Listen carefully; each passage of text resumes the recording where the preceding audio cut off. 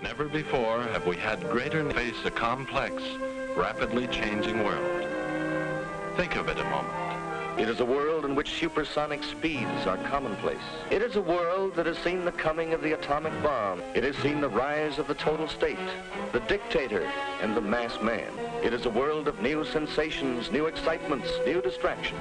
So much to be learned by so many in so little time. And I suppose you're here with no agenda, as per usual? On the contrary, I'm here for comics.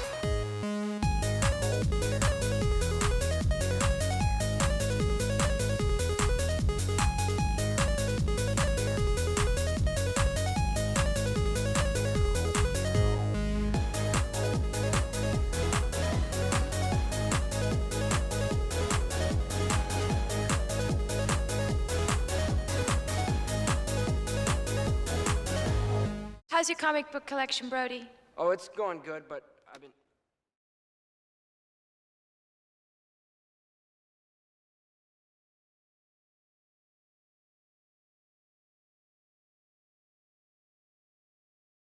He doesn't need to play your games, if you will.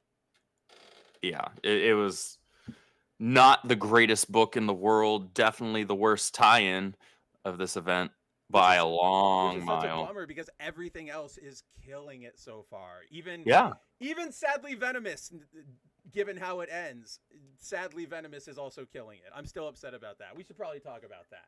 Yeah, But- we should touch on it a little bit. Yeah. But before we talk about anything, hello to everybody out there. Welcome back to Foil Variant. It was a long 2-week, a fortnight-long break, if you will. But Andrew and I are back. We were busy over the last 2 weeks. First week I was away at a wedding, and last week Andrew was away at what I always get it mixed up. SpaceCon San Antonio. SpaceCon, yes, SpaceCon San Antonio. I either screw up like where it is or what the event name is. Every time I brought it up to friends and like people in our sphere, they all look at me like, "Do you mean San Antonio?" And I'm like, "I don't know, Texas, man. It's somewhere. It's out there." But yeah, so while I my event was nothing too exciting. It was just a wedding for a friend. You guys don't really care about all that. But Andrew, what was it like last weekend? So obviously you guys went to do a like Rippaverse promotion, right? All that fun stuff. Did you guys have a panel? Did you guys sell things? I have no idea how your entire operation. I mean, I know you were on the floor. You had a booth, but I don't know what. There was a booth. What we had a did you get up booth to last weekend.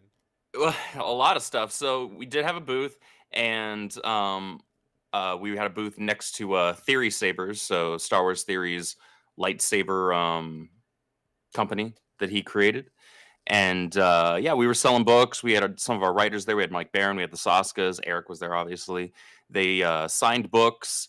We were selling books. We were just trying to have an opportunity to meet fans and make new ones, you know? Oh, yeah. And that's the best part of the events. You know, that's why we do them, because we want to actually get to meet the people who have supported us these past couple of years so far, and hopefully many more years into the future, and try and get eyes, new eyes on our company. We're still new. We're still in the baby stage, if you will, because we're only, 2-year-old company as of this past July. And it's important to try and establish ourselves and get ourselves in front of eyes that exist outside of just this internet sphere here, because refreshing.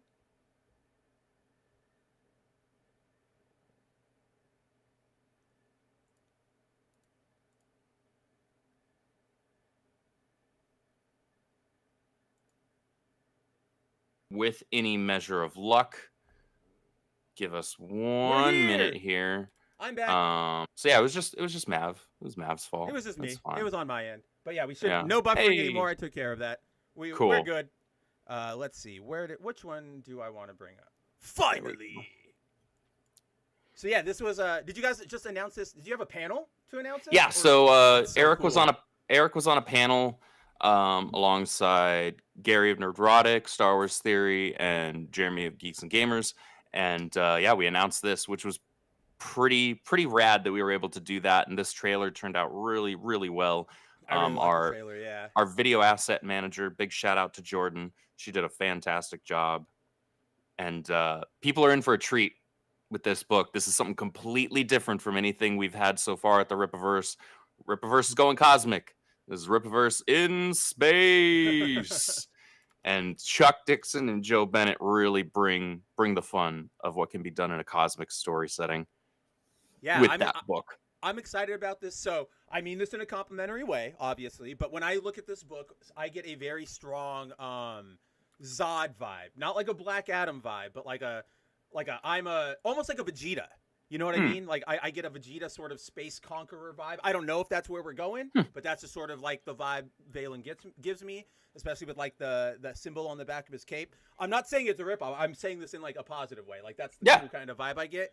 But what I was saying about Valen, why I really like this concept particularly, is that you guys, well Bennett probably more likely, Bennett and Chuck, they decided to actually make him look more alien than we normally get, right? Like he's not just a human, like a Kryptonian or whatever. Like he's got the capacity of somebody that's from Midwest, right? Like, US. Like he lands. You might be like, he's human, but that dude is what the hell is going on there? He's human-ish in his look, but upon closer inspection, right? Yeah. Closer inspection, you're like, you're not from around here. Something's wrong here. I don't know if I like this. Yes, exactly. So I'm glad they went that route too. It would have been too easy to just make it a one-to-one human thing. And that's, that I'm not going to sit here and call it lazy, because obviously we have some of the most iconic characters of all time that do very much look human, and they are not. But it's cool that they decided to take that and kind of turn it on its head and be like, okay, so, and that's the great thing about what we're doing at the Rippaverse. We're able to take archetypes from all these different types of characters that people are used to, your supers, your gritty street level vigilantes with no powers, your tech guys, all sorts of stuff. We're able to take that and kind of amalgamize what we like about different iterations of that archetype, and then kind of repackage that into something that's our own. That's our own character, that's fresh, something new, something different, but just familiar enough so that people who are fans of that type of character can be like, this is the kind of thing that I like. This is not the same as these other characters that I also like, but this is the kind of thing that I like. And so that's a lot of fun to get to do that and to watch some creative people like Chuck Dixon and Joe Bennett kind of just go to town.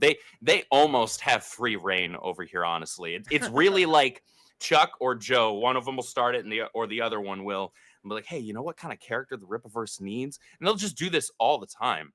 And then they'll like, yeah, I think we do need that kind of character. I think we do need we need a team. We need a cosmic person. Yeah, they'll throw together a pitch, and then they'll present it to Eric, and then Eric will be like, yeah, all right. Like, let's do it.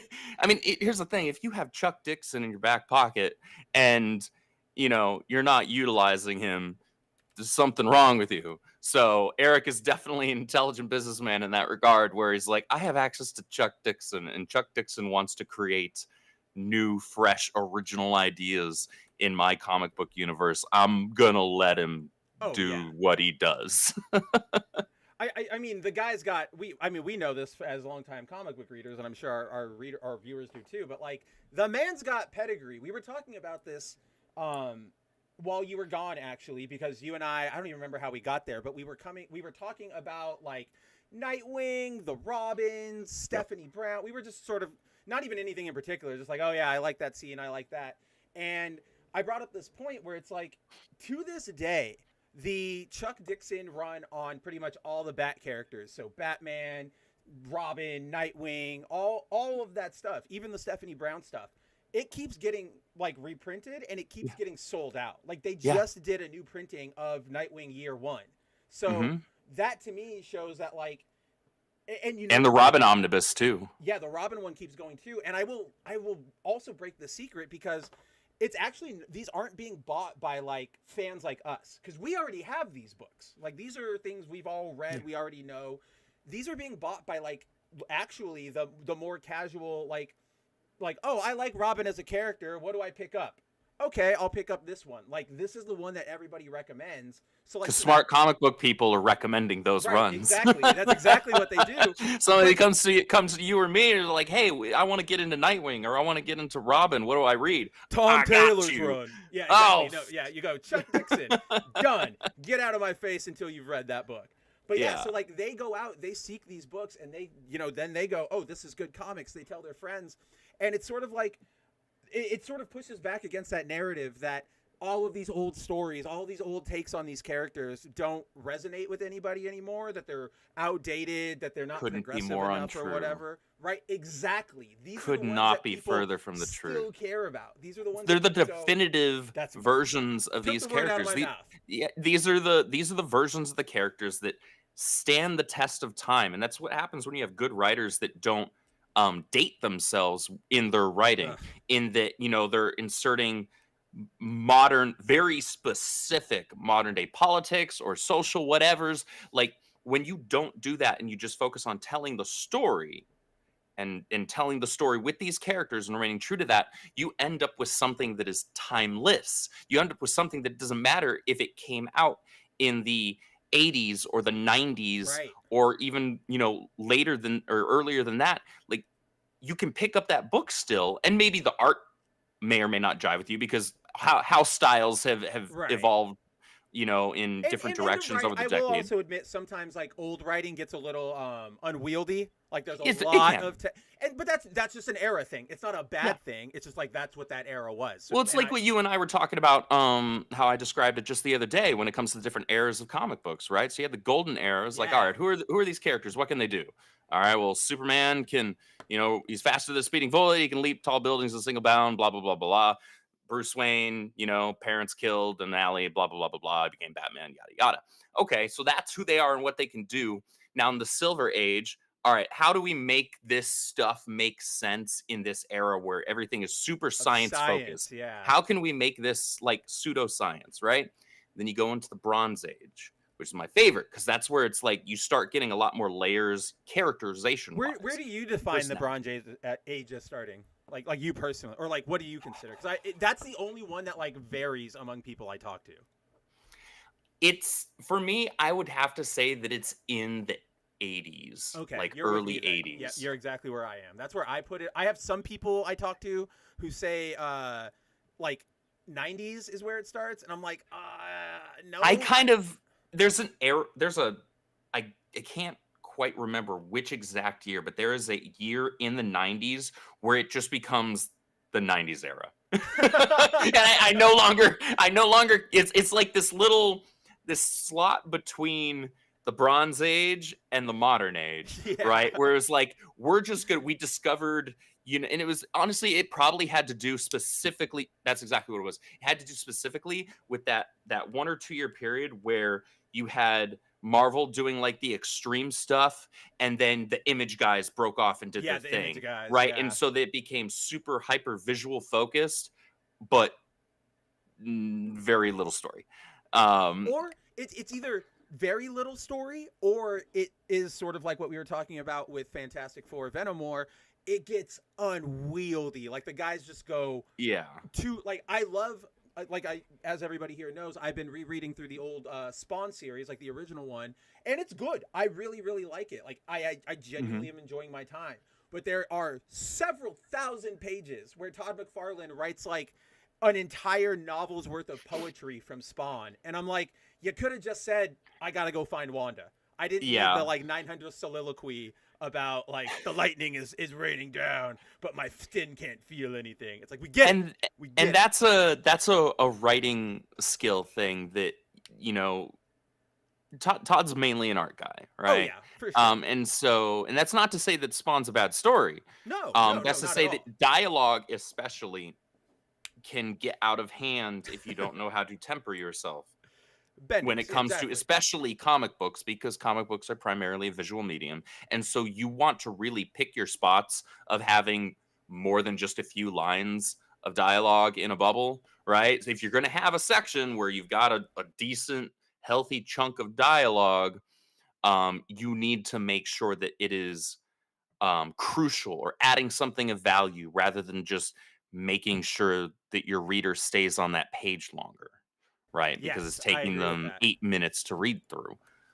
I also wonder, and this came to mind right like while I was listening to your point, because that's true, but I also this like I'm reading it as a like an omnibus. I'm reading them Yeah. all back to back to back. I wonder if it played different if you're reading it monthly and you're like, okay, it's been 30 days since I last read that long ass Spawn poem. I don't remember it. Like, it's not going to stick in my mind.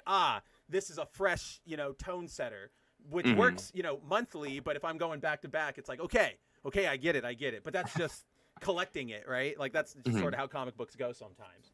But yeah. Let's see. Subhuman said, or right here. Late 70s, early 80s is probably the start of the Bronze Age, in my opinion. I'd say 80s is when it starts, and it runs through that up until when Andrew was talking about, which is like 92, 94, when Image kicked off and everybody went nuts, and that's when we got like pouches on pouches on pouches. Yeah, pouches on pouches, Venom's in every book, Azrael's here, all of our heroes are edgy, Death of Superman. Like, that was 90s was, you know what I would explain the 90s as, Andrew, sort of like, because you were like the how 80s, can we make everybody edgy as well? Well, it's how can we make everybody edgy, but that it's born from this sort of like, how do we show people comic books aren't for babies? So it's sort of like the exact same thing. So everything goes over the top, everything gets super violent and bloody and edgy and dark, and then like we see that last into the 2000s where everybody thought deep storytelling was, oh, your character gets shish kebabbed 70 times or whatever. Right. It's like, that doesn't necessarily equate to deep storytelling. That just means you have a hyperfixation on violence. It's like, maybe you just need to go have some like extended fight scenes. Like, those things aren't mutually exclusive, but they also, like, one is not dependent on the other. Right. You need to balance that. Yeah. Timon says either my volume's too low or yours is too high. It's probably mine being low because we fixed Andrew's before we went on, so I can take care of that over here. Hopefully that makes it better for you guys coming through on your end.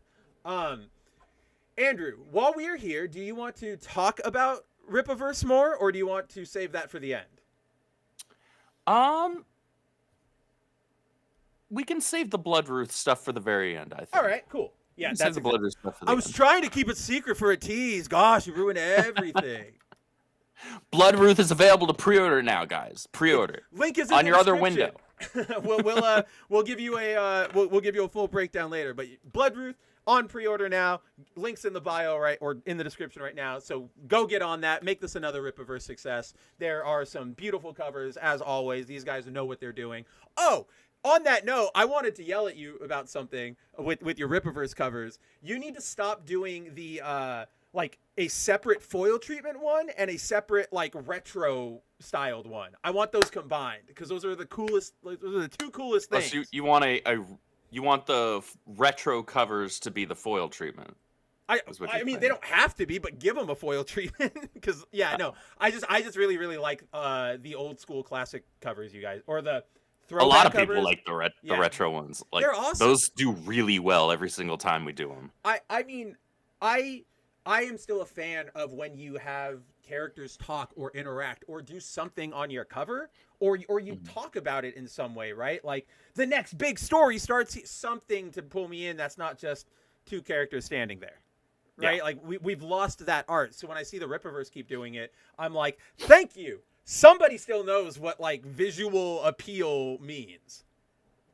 That's a credit to our art director, Kanan White, who's also like the best artist ever. And our Eric, to his credit as well, he sees that he likes the retro covers a lot. A lot of times those end up being his favorites. I was going to say, I'm sure they wouldn't even be there if he didn't like them. Yeah. And well, if the fans liked him, they would still be there, whether or not he was he was the biggest fan in the world or anything on him. But he recognized that the fans really dig him, so he's like, shoot, let's keep doing them. I like them, they like them, let's keep going. Yeah, I'm all about them too because it's awesome. It's fun coming up with like the little dialogue bits and things like that on those covers. Because you're the editor for some of them. That's awesome. Look at that. That's what I'm talking about. I did it for Yaira. That's my favorite The one so far. That, like, the layout of it all, like, that is my favorite retro cover so far, is the Yaira cover. So that's we have a celebrity on the show. Look at that. Now we can get our own signing booth at the next Yeah, whenever. I'm not a big hotshot writer for the Rippaverse. They Quite don't yet. even know that. You just be like Andrew Rodriguez, like Rippaverse covers. They won't even have to investigate what you mean by Rippaverse covers. They'll just be like, oh yeah, heck yeah, sign my book. I mean, Did you draw this? No. Did you write this? No. Well, what did you yes. do? You'd be like, I did that part right there. Like, I wrote that right, sentence. Like, see those 2 dialogue boxes? in Hollywood, if you punch up dialogue on a script, even if it's one line, you get a story by credit. So that's all I'm saying, is that you're on the board now, my friend. It's true. I guess that is true. All right. Maybe. My butt. No, you definitely are. At least by MegaCon next year, you'll have your own section of. We'll have our own booth that you'll have to go back and forth between with the Rippaverse and our. There you go. That'll be great. But might be cool. Dude.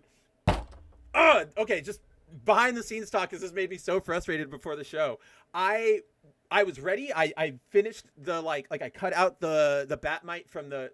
Or let me restart. So as you guys know out there, Andrew and I we reference the might be cool meme. And if you've been in our Discords or on Twitter, you know that we use the GIF. There's like a GIF of Batmite from the old like 1970s Batman cartoon where he like Scooby-Doo spins into frame. And Andrew and I always use that for like, we don't know where this is going to turn out, but it might be cool. And so if you guys remember, there's also an issue of the recent World's Finest run by Mark Waid and Dan Mora where Batmite like is playing with reality. And so he does like a cool guys walking away from explosions. So he puts like, he blows something up and then it shows like Batmite, Mr. Mixelpix, Superman, and Batman walking away with like sunglasses on. But so we were like, that's perfect. There's Batmite with like the sunglasses, might be cool. So I cut it all out and I was ready. And I was like, all I got to do now is find that episode background and make it spin. I've never watched that show before, right? Like I've never watched that 1977's Batman cartoon. I thought Batmite was in one episode. So I Googled and it said like, enter the Batmite. And I was like, cool, this is it. The thing is not in there at all. And I'm like, what? Where is it? Did he show up in another episode? So I type in Batmite, Batman cartoon appearances. He's in all 16 episodes. Oh, shoot. Which means I have to like go through the entire series and like space by space find that one clip of him like kazooing into like the frame. So it's not against you, but I was like, damn it, I'm ready. We could have had it for today. I guess you could like crank up the speed on it to get through the episodes faster, unless you're actually just enjoying going back and watching a little piece of history there. It is funny because no, I mean that's what I have been doing, just like jumping through the episodes looking for it. But it is funny to look at that era of history, especially the low. I don't want to say like production efforts, but like they reuse a lot of things, right? Like to save costs. Like I was watching one episode where I think it's Mr. Mixelpick or just another like imp from the fifth dimension, like steals the Batmobile and he's taking it for like a joyride through Gotham. So Robin, Batgirl, and Batman are like, wait, we need to like stop him. So they throw their bat like hooks or whatever, and it latches onto the Batmobile. And then all of the animations from that are just clearly from like earlier episodes where they were on skis, because like their toes are pointed up and everything, and they're just sort of like gliding on the Gotham streets. And I'm like, this is awesome. We need to go back to this. But they definitely did a lot of the corner cutting and had to find clever ways to cut costs. And now it's charming. Like I'm sure back in the day it would have pissed me off, but now it's like, I like that. Like that's cool. It's sort of like the I don't know if you feel the same way, but I remember as a kid I used to be like when I would watch Scooby-Doo and you can clearly tell like something is on a animation cell rather than the background, and you're like, oh, that's gonna move, like that door's gonna open. I remember as like an 8-year-old I'm like, Scooby-Doo is dumb, you can tell everything that's happening. And now as like an adult I'm like, that's part of the charm, is like, you know what's happening. Like it's campy. Yeah, no, absolutely, I agree entirely. All right, well, with that talk, what do you say we jump into some actual comic books that we have not been able to whoa, what is going on? My headphones just started like freaking out. Whoa, and now my entire computer is blowing up. Andrew, I am going to mute your just vamp for a second because I need to fix whatever's going on with these, and it is really, really bad. So I will be back in a second. No worries. You fix your stuff. I will hold it. No, I don't hear anything. Well, that's the sound that's coming out of my headphones. So I will be back. Talk to the good folks in here. We got Clone Geek. We got Subhuman. We got Timon. What's going on, guys? I will be uno bacco. Sounds good. See you back in a second. Yeah, guys, we've got some great books that we're going to be talking about. We've also got one or two books that we might say were a little lame. There were definitely a couple of those, but mostly good books, which is sad because we missed 2 weeks of the show. And so we had books that we legitimately enjoyed but didn't get the chance to chat about with y'all. So what we're going to do with tonight's episode is we're going to actually go back through the last couple of weeks, talk about our favorite books from those weeks. Ultimate Spider-Man number 10 will definitely be among them. We'll talk about Absolute Wonder Woman number 1. Obviously, as far as this week goes, Wolverine's Revenge number 3, which I'm not entirely certain how I feel about yet. After reading it, I finished it like right before we went live. Like, I was pulling up the stream window and everything as I was flipping through the final pages. So we'll chat about that a little bit, and we'll probably chat Flash number 14, I want to say, which came out last week. I think it was last week. Yeah, I'm pretty sure it was last week. I don't know when I am anymore. It was a long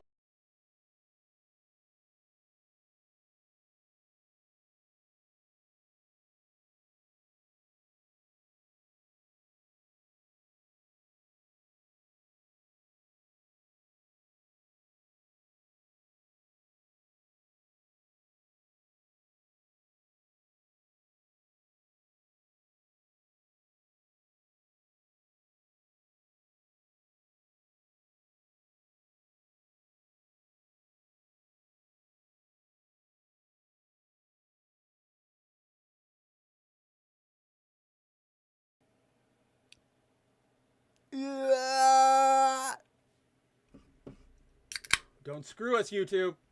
We're here. I don't need to end the stream. We did it. We did it. We're back. All right. That's what I'm talking about.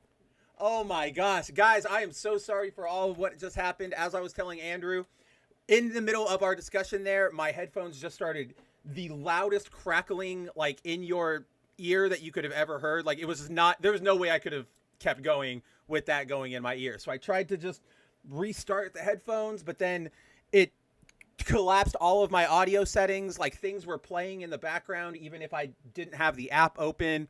So I had to restart, and then just, it was a whole mess. But that doesn't matter because we are back. We are here, and that is as good of a what do you want to call it? Like a segment marker as any. Do you want to talk some comic books? All right. We have so as you guys know, it's been 2 weeks that we haven't been around. We aren't going to do every book from the last 2 weeks because, or 3 weeks at this point. Yeah, because that's just way too much stuff for us to cover. We would be here for like 6 hours. It would be fun, but I don't think either of us have the steam for that. So we will be hitting some of the bigger books that we read over this week, and we'll just sort of take it from there. So with that, with the stage set, what do you want to play, or what do you want to start with, Andrew?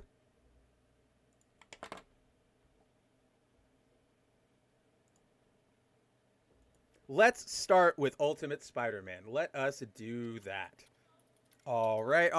Let me pull it up. And yeah, guys, we are not professional YouTubers. Things are going to go wrong. Things are going to get better as the stream goes on. I have taken the last 2 weeks while we were off to work on things to improve our graphics and our connections and stuff. So everything's on the uprise, but after 2 weeks, it takes a little bit to get back in the saddle. Marvel. Oh yeah, that's where I put it. I had it at the ready because we were going to read it today. Or we were going to look at it today. Bum, bum, bum. So yeah, Ultimate Spider-Man number 10 continues to be one of the best, if not the best Marvel book I think we've read in a long time. Agreed. So Agreed. Hickman's still consistent with it. it's crazy. We are 10 issues in, and there's not been one moment, I think, where I've been like, this is bad, this is worrying, we're in a like every issue after issue is good, like very, very, very, very good. So for those of you guys who haven't checked out the issue yet, or who did, quick recap about what happens here. Basically, this is another non-action issue, which I know a lot of people complained about that with issue 6, because the dinner scene with Gwen and MJ. Oh, that was such a good issue, though. It's one of the best issues of the run. All the tension, the intrigue, and people hated it because they were like, "Where's my fighting? Where's my Spider-Man?" And I'm like, "Okay, we'll get to that. Relax. We'll get to that, and B, if that's all you care about, go read Amazing Spider-Man. Wells is awful, but McGinnis has all your great art over there. Go check that out. That's all you need for that.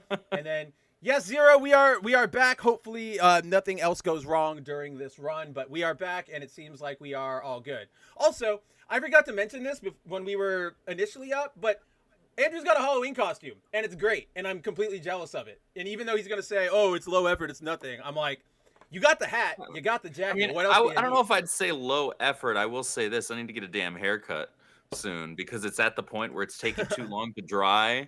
Oh, and yeah. That's where I'm like, I don't want to be spending an extra 10 minutes on this crap in the morning. Like, I know any of the girls out there, they're like, really? I know, they're like, you're really, like, hair down mid back or whatever. Look, we're not we're not that fashion forward, okay? Yeah. If it takes more than like 2 minutes to wash my hair at all, then I'm out. Yeet. Yeet. Get out.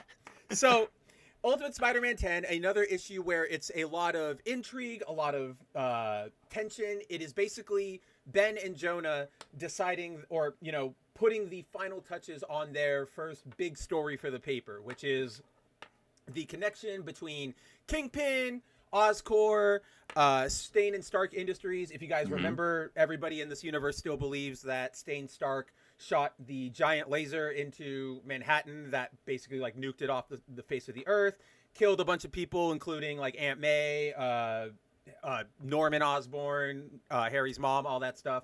So they're trying to get to the bottom of that and what it involves. So this really is, I would put this as almost like the comic book form of an HBO sort of episode of something, right? Kinda. There's a lot of like it's all very character based. It's all very, they're not swinging on the top, right? It's all subtlety. Like, we might run this story, or like, we could use some more security in this restaurant. Like, there's those little plays where you're like, oh, they're fighting, but they're not like out and out sparring, because that would look bad for everybody's image.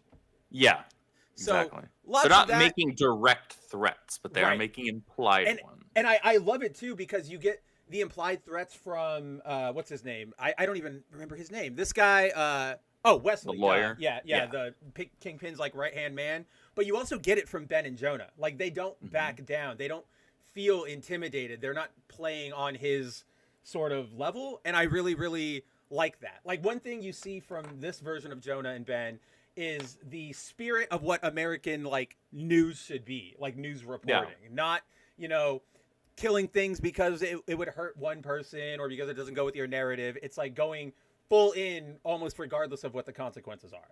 So just super refreshing. I don't know why, but I really like the fact that they meet Wesley here at this like fancy golf club, and Ben's just talking to him, but Jonah like eats bread. I don't know why I found that so funny. He just like sits down and starts helping himself to bread. I love it. I feel like it helps the intimidation, but it's also just like, hell yeah, Jonah. Because he's kind of like nonchalant about it. Yeah, right? Like I think that's what it is. He's clearly out of place there, but he's just trying to act like he is in place there. Yeah, I think that's sense. Exactly like, right. I totally belong here. You really don't, Jonah, but okay. But are you going to tell the man no after he already sat down and started eating your bread? Right? No, that'd be rude. But so, yeah, basically we just get a whole breakdown. Ben and Jonah go to confront Gwen about it. Gwen gets obviously angry, tells him to get out. This causes problems between... yes, Mary, I hope so for the moment. At Mary! least we have our technical situations resolved. Hopefully, It took a hot holds. minute. I took a hot century if we're going to use that kind of time scale. But yes, so then we get the sort of boil over of that conflict, which is Gwen is not happy about the possibility about Oscorp's connection to everything being exposed, even though she's not necessarily responsible. She clearly, just as a CEO, she has all that to worry about. But where I think the crux of this issue comes in is really this part right here, Andrew, where at the very end of the issue, Harry goes to confront Ben and Jonah about the story. This was a great scene. So first off, I want to note, I absolutely love this gag they have here of like Harry's here, he's like, let's go, like I'm here for business, and Ben hands Jonah like a 20, and he's like, what is this? And it's like, we bet that one of you would come after us. Like I really liked that. Like they're very aware. They know this game. They're not they're not like bloggers, right? Like they're not just idiots. They know what they're doing. So we get this really awesome back and forth between them where what Andrew and I were talking about really comes into play. That subtle, I'm saying it, but not saying it. I'm implying it, but I won't come out and say it. Like, you might not want to run this story. You might not want to show off the identity of the Green Goblin. Oh, is that what we're doing? Oh, I didn't think that was the story. Lots of cool little, just arrows like that from both sides. A lot of mental games. Yeah, a lot of mental games. That's a great way. That's the best way to put it. And so they eventually discover, and then they do it again. I love this. Like they discover Harry is the Goblin, and then Jonah has to pay up, and Harry. Yeah, and he's like, really? Yeah, he's like, really? And he's like, what is this? And they're like, yeah, I bet it was your wife. Like I love that they're taking it so seriously, but they're also like just guys, right? Like I think that really. I think that also helps them in that mental game because it completely takes Harry off guard. And you saw there, it puts him off balance because he's like, "Am I a joke to you? Like, are you going to take this seriously?" And they are, but they're the ones in control of the situation. Yeah. So, so they break it down, and we get this really awesome moment right here from Harry where he's like, "I didn't know if this meeting was going to be me trying to shut you guys down or me helping you."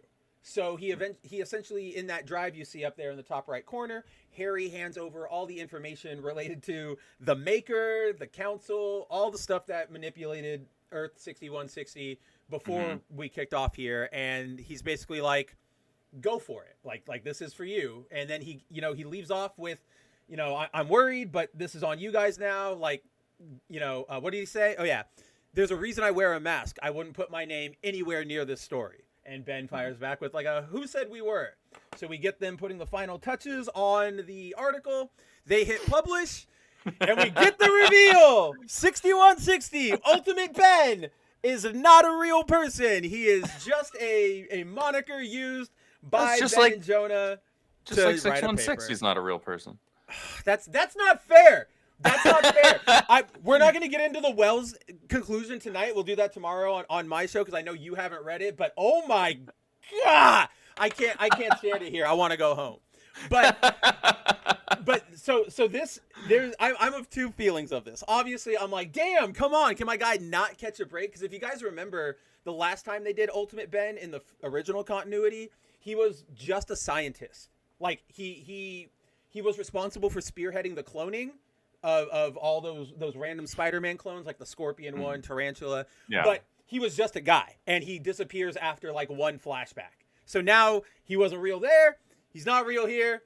Bit of a bummer considering, like Andrew said, he's not even real in the 616 right now. But I will admit, while this was a bummer for me, I was happy for you because I think this sort of does imply that we are really, really going to, or Hickman is going to try really, really hard to angle away from whatchamacallit. Damn it, I just saw Mary's comment, and yeah, that was me, but Asian and male. And I'm like, she said that right when I started my thought, and all I could do was like, yeah, she's completely right. Like I have nothing. And I was about to say mostly the Asian part. Mostly the Asian part.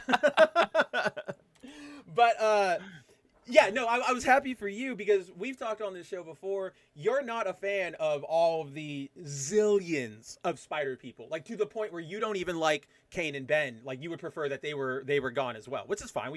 If it meant getting rid of all of the other ones, 100%. Well, if we put I like that their deal designs. forward, if we put that deal forward, I would take it in a absolute heartbeat because yeah, no way. But yeah, it looks like this implies to me that Hickman is not going to go here's Spider-Gwen, here's Spider-Woman, here's like if he does anybody, because all of those characters now just exist in 616. That is so dumb. Like every one of them are there, and then there's the whole Spider Society thing that's going on nowadays, which is just. Dude, I dropped that book after 2 issues. Which you should have. Honestly, I shouldn't have even picked up issue 2. Honestly, because I only picked up issue 1 because it had such a beautiful art germ. I knew that was it. Yep. And I was like, I don't like Spider-Gwen as a character, but I love her design. Same. And so it's art germ. It's Stanley Lau. I love his work. This is a beautiful variant cover. Okay, I'll grab that. And I read it. I was like, this story's kind of dumb. Really where's dumb it even story. going? And then honestly, I didn't even think about it. I just picked it up the following month, issue 2, and I was like, at the end, I was like, why did I read this? Like, why did I pick this up? The only reason why I got the first one was for the art germ cover. When issue 3 came out, I was like, no, I'm good. No, it really feels like a Tumblr fan comic of a Spider-Verse like story. You know what I mean? Yeah. Like you've got like your main characters are Spider-Punk and Spider-India, like all the people from across the Spider-Verse. We get it, okay?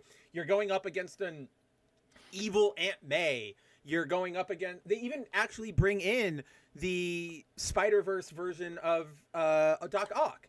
Like that's one of the villains, and I'm like, at this, like you guys are just too and like a obsessed with Gwen that version movie. of Green Goblin and all this. It's like I don't care about it. The Gwen version of Green Goblin doesn't make sense. Why?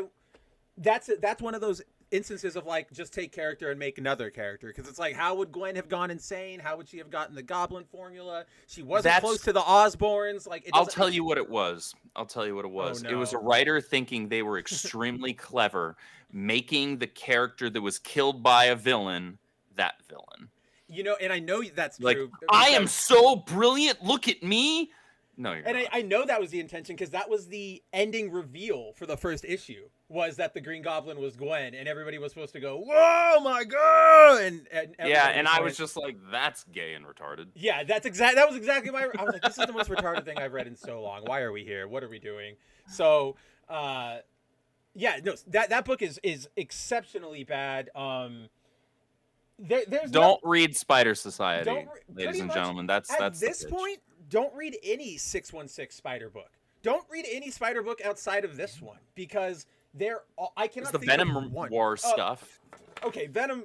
Yes, That's okay, it. Venom counts, but he's kind of his own thing now. He's his own line of like character. Yes, he's tangentially related to Spider-Man, so yes, I will. Venom give War Andrew Spider-Man. That. Yes, Has done Peter and MJ better than any book in like 10 any years. of the other books. Like 10 years. It's so bonkers. But yeah, what do you have in the 616 right now? You got Spider Society, dumb. You've got Spider-Gwen, Ghost Spider, which is dumb. And that's what Andrew and I were talking about. If you guys didn't know, the entire premise of that book is to introduce the TVA from the movies into the MCU, from the MCU into the comics, and just serve as this quick way to get Gwen into Earth 616. It's really, really, that's all it is. Oh, yeah. And if you really wanted to, you could check out the second issue where Gwen learns how to shoot Kamehamehas from her hands, even though she's never even had like Venom Blast powers. It's like, it's really bad. It's just the throwing everything at the wall, hoping somebody's going to like whatever we do next. But this has been a running issue with all of the freaking Spider folk. Oh well, we want to put this character over, to use some wrestling terminology. What are we gonna do? Make them an interesting character? Set them apart? Give them their own villains and storylines? No, we're just gonna give them all of Peter's villains. Copy all of his storylines. We're going to clone Peter's storylines, sometimes literally, and we're just going to give them some new powers. I mean, Miles Morales has a flaming energy sword now. He may as well be magic. We've got Kamehamehas now. We've got We've got Spider Ball Z. We've got Ben shooting like God of War Kratos daggers out of his web shooters now with that like psychoactive group. I think it looks cool, but I admit it's dumb as shit. Like it's not a cool idea for a spider person. Like why are we here? Because they don't want to make any of these characters suffer as a way to differentiate them. Like no tragedy, no trauma. So they go, how can we make them different? Different power, yay! But they don't ever think about like what that means for everything else. It's that sort of same thing I always talk about on the Bounding Show, which is a little more serious, but how like neo-leftists will always, when they argue with you, it's always about winning this moment, like this second, without any care for what you're saying or what you're fighting for will have in the future, or what stances you had in the past, or what you said in the past. It all just really matters about what's happening here. So they go, doesn't matter that, you know, spider people are supposed to historically be more ground level, except for Jessica Drew, but she's not even technically a spider person. And they take that and they go, no, we'll just make everybody great. Like, we'll just make everybody super powered. We'll make everybody there. What's the difference between Gwen and Miles? Oh, Miles gets a sword and Gwen gets energy blast. Like it's really, really disheartening. And you mentioned that sometimes they like literally clone Peter's stories. I need to bring up, because I bring this up every time I think about it, Miles literally in his current book, the first story arc they gave him was a clone saga. Like they just straight That's up what I was him... referring to. Yeah, okay, good. That's what you were talking to. Yeah, I was a play on words. Good. Okay, I was just making sure. Then I'm being the curmudgeon and explaining it to our readers, because my old ass clearly missed it at the top. You're being the translator. There we go. That's what you're doing. Yeah, Timon, exactly. Spider Ball Z. It really is that. If you think about like, oh look, I have a new power. Oh look, I have a new form, like a new spider person. Like they just keep. It's like new Saiyans. Like a new Saiyan pops up every 3, like Kaba and Kefla and all them. Like it's basically the same. That's even multiverse. It's literally the same thing. So Andrew is definitely not far off from accurate. Yeah, and to bring it back around full circle, yeah, I did like when I read that, I was like, oh, Spencer probably felt some kind of way. But the other half of me, because that went away real quick, I was like, yes, we're at least for now establishing that there is just Peter. It's just Spider-Man, not Spider-Man and Spider-Man. And Spider-Man, and all of these other Spider-Man knockoffs and Spider-adjacent characters that I don't care about, and they're not interesting outside of maybe one or two having genuinely good designs. Right. So I can still appreciate a good design, right? Oh yeah, of course. I mean, you just said it about Gwen, and I feel the exact same way with you. Yeah, I think her design's fantastic, but yeah, just I'm glad that we're sticking with a more grounded, just Peter. He's Spider-Man. Let's move forward. Because anytime you start to detract away from that, you're pulling away from things that you can do with his character. You're all of a sudden you're diverting people's focus, and you're diverting narrative time and narrative real estate over to things that do not matter, as opposed to spending that on things that do. Because now we get to keep the focus on the people around Peter, whether it's his villains, whether it's building whatever's going to happen with him and Harry. We don't know, but it could be something. Might be cool. I could have hit the button right now. And then you have this really great relationship that we're seeing so far with him and his family, with him and MJ and his 2 kids. That's not something we've gotten to see in a really, really long time. The last time we had anything remotely like that was Renew Your Vows. Oh my God. That's it. Andrew, on that note, I agree with everything you're saying. Like, you're hitting it right on the nose. And what you pointed out, or what I realized too, is that even if it was one spider clone, right? Like, even if I got my wish and it was just Ben, that's still diverting focus to a character who is ancillary at best, right? Like, I wouldn't want him sort of in that core group. And if you're not going into that core group, then you're really not relevant to the story right now. I'm with you. I want it focused on the Parker family, the Osborn family, and then the paper. Like, that's all we should really focus on. You have your A story, your B story, and your C story there that are all really, really interesting. And you have your, I mean, you could even say there's the overarching D story, which is the rest of the Ultimate Universe. Like, Yeah, this where whole does stuff this with the play? Maker. Like, where does it all run together, right? So, I'm right there with you, sort of, and not just with like Ben or clones. I think adding any major cast member who isn't just like a one-off villain or like a rogues gallery type thing, because obviously we still need them.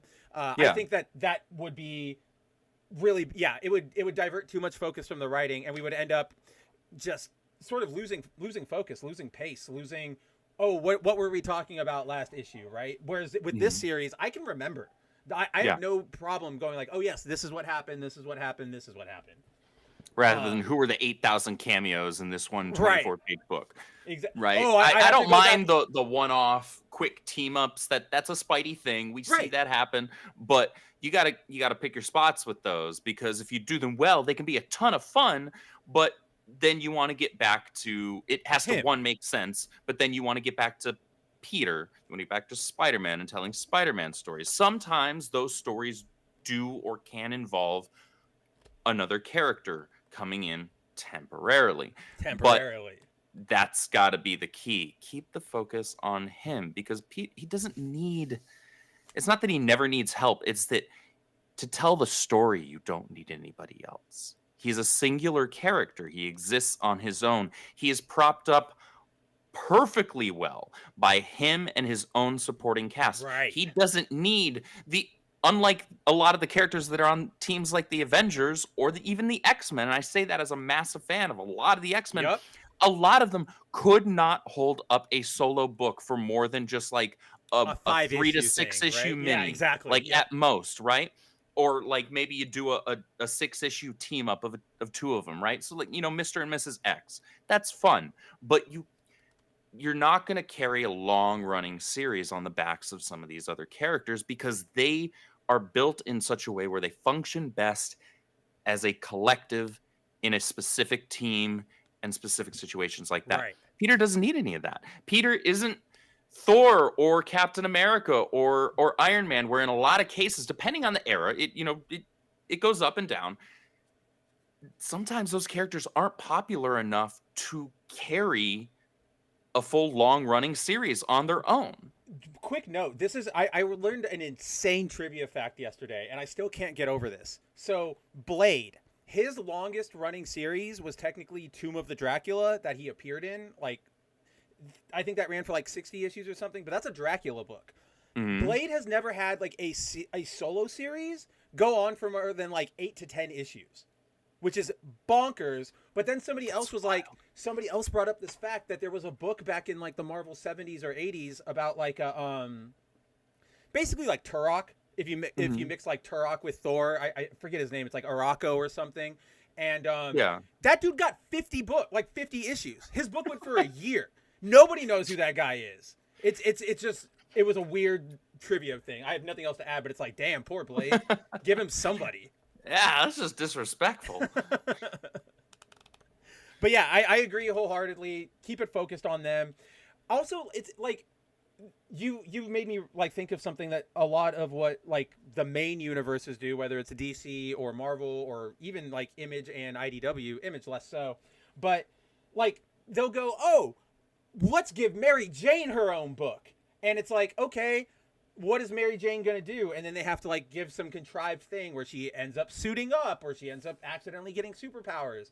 And it's like, in reality, like, to your point about how some characters work better as like support or whatever, nobody is saying that MJ doesn't have a character or isn't a person. Like, even, especially if we look at this Ultimate one, there's even this little bit right here where when they're talking about, oh man, could Gwen cutting our funding really be like a problem? Are you worried about it, MJ? And she's like, I'm not worried about money. I'm crushing it. Like, she's confident. You can tell, like, she's not worried. She just, I read that line. I was like, oh, okay, girl. I was just like, oh, damn. We're in a good place in the Parker household. This is unfamiliar territory. But like, to that point, or to my point, it's like, if I ask you about MJ, you could tell me about her, and she would be a fleshed out human being. It's like, oh yeah, she's a mother of 2. She had a modeling career at one point, but now she's transitioned more into her own marketing agency. She's married to a brilliant but sometimes far away. I don't even know what Peter. Oh, I guess he's a photographer now. He had a different job before the paper opened, but like she had, and then it's like, oh, what's she like? Well, she's very confident. She's very self-assured. She's very headstrong. Like she has a personality. She is a character, but that's not necessarily fun as a story to carry, right? Like I don't need to go see Mary Jane's ins and outs of her advertising agency.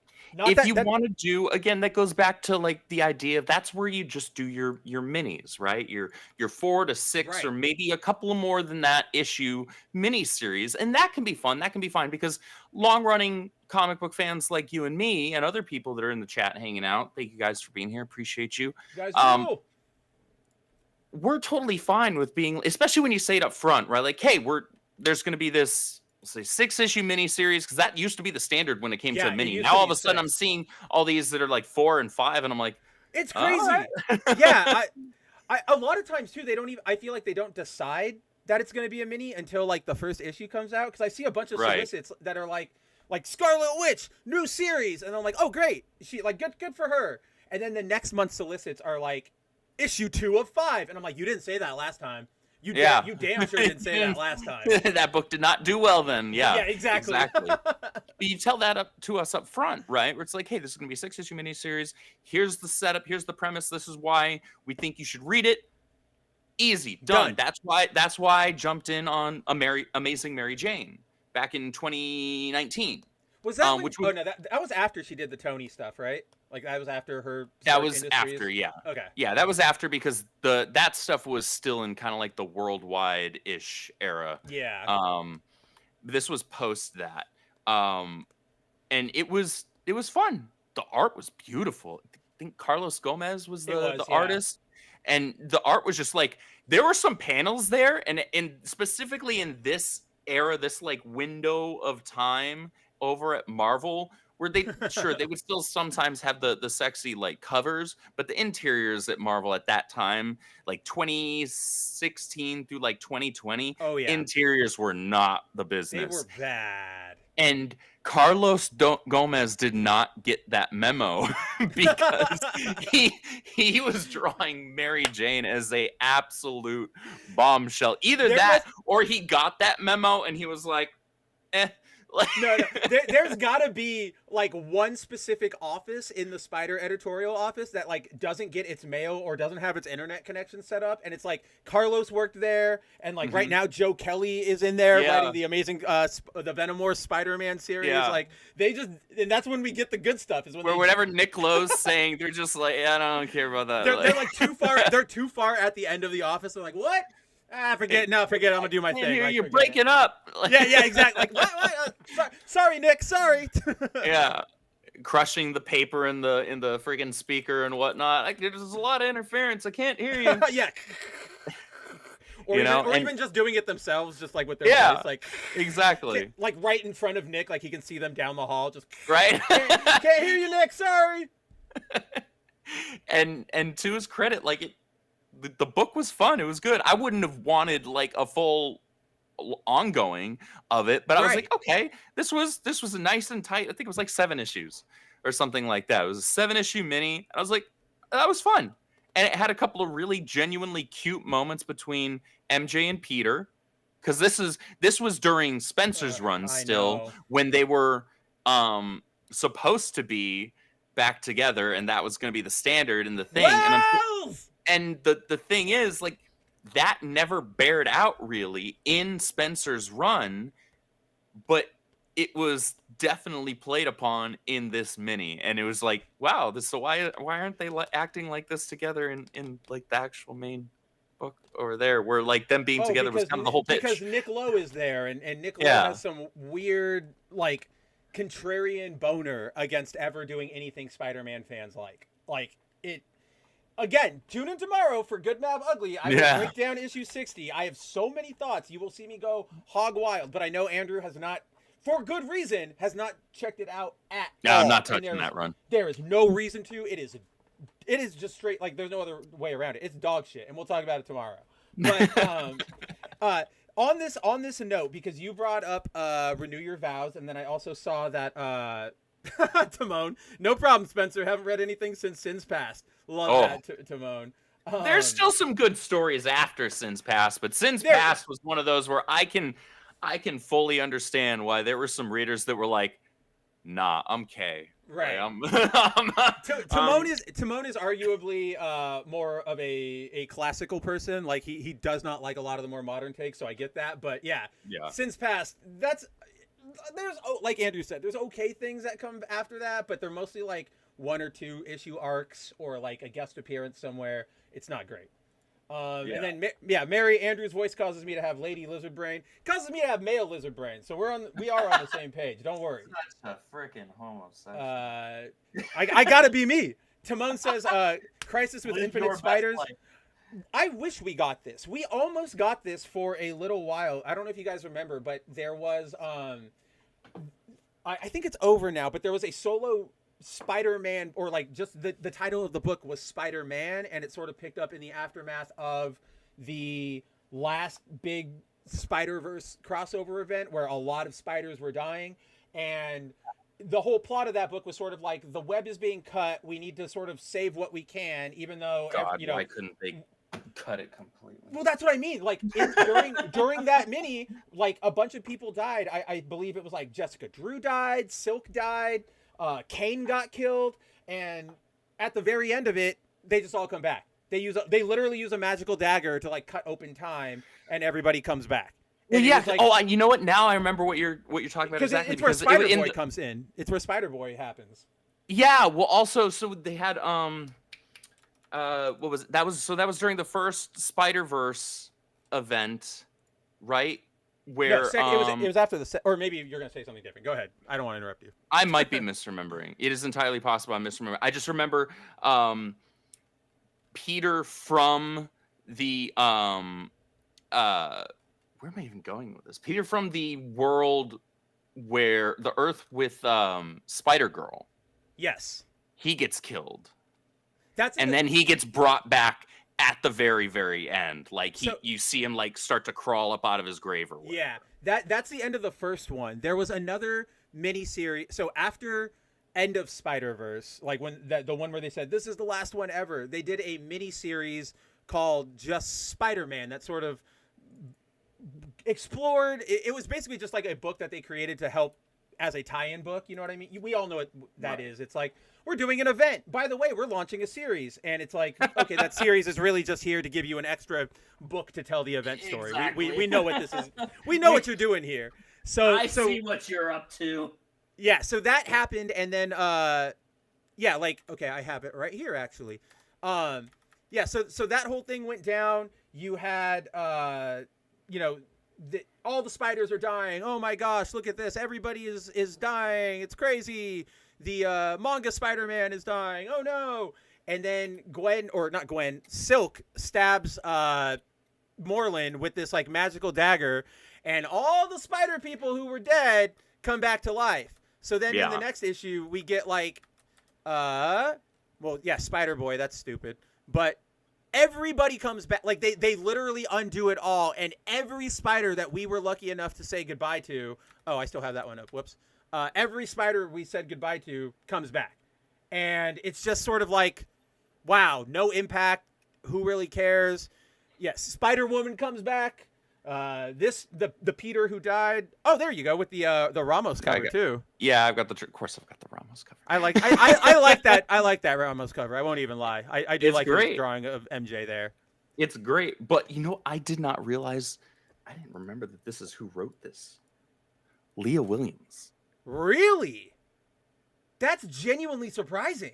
Yeah, I know. That's actually really surprising. I opened it to the credits page because I was like, who wrote it? I don't remember. And I was like, the hell? that was almost the equivalent of the moment I realized that Gail Simone was writing a good X-Men book. Uncanny X-Men. Oh, right? Man. That I think this one's more surprising. Now I got to go like look at Leah Williams' timeline, because that's so weird. I never would have put her as somebody who wrote a genuinely good female-led book. Leah Williams is one of those ones who I would expect to write a Tumblr book, like about. MJ. Because I'm pretty sure that's what she usually writes. It is. That's exactly it. Like, I expect that book to be all about Peter sucks. I'm a woman. It sucks to be a woman. It's not apparently because Andrew has the physical one. That's an endorsement.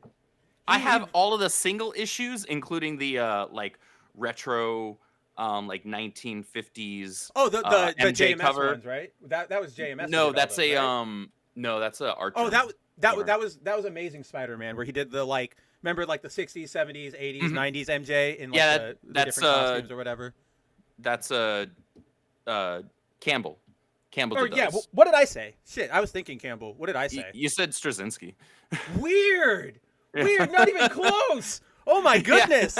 Wow, Yeah. no, No, yeah, not I even meant remotely Campbell, close. but- No, woo! I have a few of the Campbell ones. I don't have all of them. I'm missing the 60s, 70s, and 80s ones. I decided to go with the era you the knew. 90s, 2000s, and modern ones because I really he did a great job with those covers. Those I do ones- plan on those getting the are other ones great. eventually.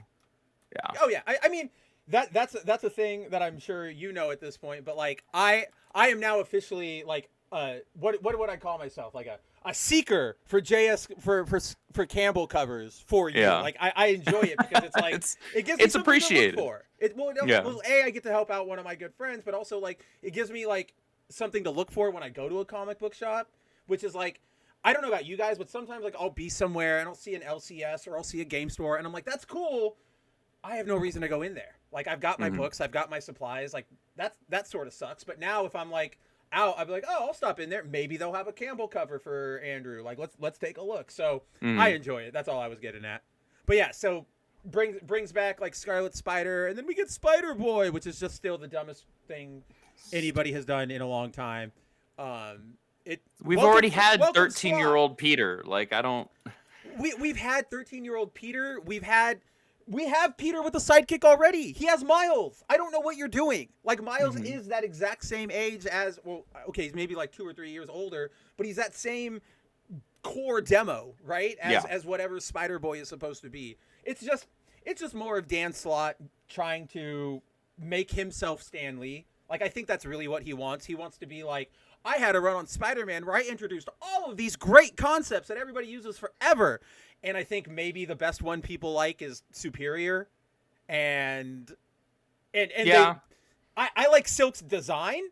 I don't necessarily Her enjoy design's her as a cool. I think her character. story's kind of horse crap. Her story is I really, really hate. Well, I mean, I'm just not a fan of when you go back and retcon an origin point, like especially like way later down the road. Like that to me is just like it's so lazy. The same spider bit her too. Like get the hell out of here. Well, I mean, like it just happened in so Tom Taylor, for those who don't know, with the whole DC All In, Tom Taylor just took over Batman or Detective Comics. Yeah, because Batman is. He took over Detective. Batman's the one we like, right? That's the one with Yes. Jimenez and the new American superhero. Yeah, that one's good. Detective just got taken over by Tom Taylor, and in the very first issue, he, all the solicits were like a big reveal that changes Bat lore forever. This is crazy, and you go in, and it turns out like the big reveal is that Dr. Wayne, when he was working at like Arkham, he approved the release of Joe Chill, so that's why Joe Chill was out there that night killing them. And it's like Tom Taylor thinks he's so cool, he's so clever, and I'm like, no, that's just, what does that add? That doesn't add anything except for you get to put your name on the Batman origin story now. Whenever anybody gets to talk about the origin story, they go, that's what it was, but don't forget, Taylor said this. Like, I hate it. So I hated that, oh yeah, it was the same spider and nobody knew this entire time. I'm like, are you kidding me? Like, if you remember, in that very first, in Amazing 15, because I just read it like 2 days ago for some reason. I don't know why I did. But if you guys remember, when Peter gets bit by the spider, all the scientists make fun of him. They're like they notice him. They're like, oh, looks like Peter Parker can't handle like a simple science experiment. But nobody noticed, what even is her name? Cindy? Like Cindy nobody, Moon. nobody noticed Cindy like freaking out or having her breakdown. That was all really dumb. Yeah, I didn't like that. I will say, and this is controversial, and I know this, but I actually kind of liked the idea that for whatever reason, her and Peter, whenever they were next to each other, sort of could not keep their hands off of each other. I know a lot of people. It was an interesting concept. Yeah. I didn't mind it, only within the bounds of the fact that at that time there was a no Peter and MJ Right. thing, Oh yeah, of course. as seems to be the freaking, Like standard operating procedure over there. Freaking Nick Lowe. But within context, I thought it was interesting. It only worked that way because of the origin, because they were bit by the same spider and all of that, and the whole like web of destiny garbage.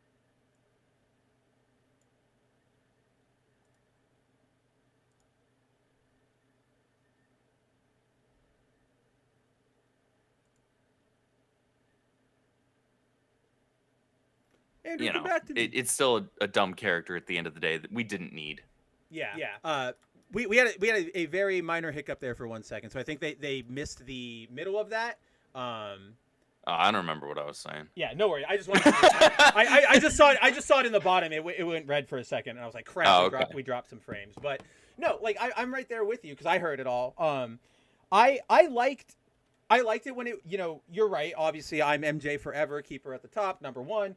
I liked it not necessarily because I wanted to see Peter with another person, but it felt like a very anime concept to me, like a humorous anime concept that could have been played for lots of laughs and lots of humorous situations. I mean, there even were a few where like the new Avengers are like, "All right, Pete, we're here.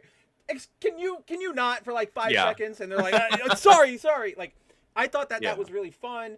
I don't know what you do with that, honestly. Like, I don't know how you resolve that or let me rephrase that. I don't know how you have that in play and then try to make Silk a member of the family, because then if you're hanging out all the time, it's not going to work.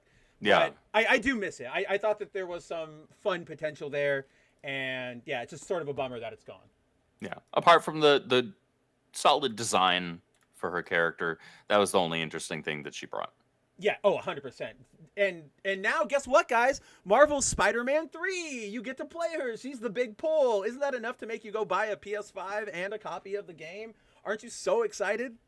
Wait, is she seriously going to be in the next one? Did you not? Okay, that's the end credit reveal or stinger for Spider-Man 2, is that at the end of the game, Miles is like, his mom's talking about like, "Oh yeah, I've been talking to this family. They really want to help with the campaign." And throughout the game, she keeps talking about this family that she's working with. And at the very end, she's like, it's a scene of her and Miles setting up like a dinner table. She's like, "Hurry, they'll be here. Like get it already." And then you hear a knock at the door, and she goes over there and she goes, "Welcome." And she goes like, "Miles, I'd like you to meet my friend Dr. Moon and his daughter Cindy." And then it blacks out. Like, that's the big tease. Yay! So exciting! I know Andrew's running out to buy that immediately. Pre-order right now. It's so great. I'm so glad I didn't get that game. Or PS5 if I had purchased a PS5 just to buy that game, I'd be so pissed off. And you know what? That was before release. I was like, that could be a game that gets me to do it. That could be one.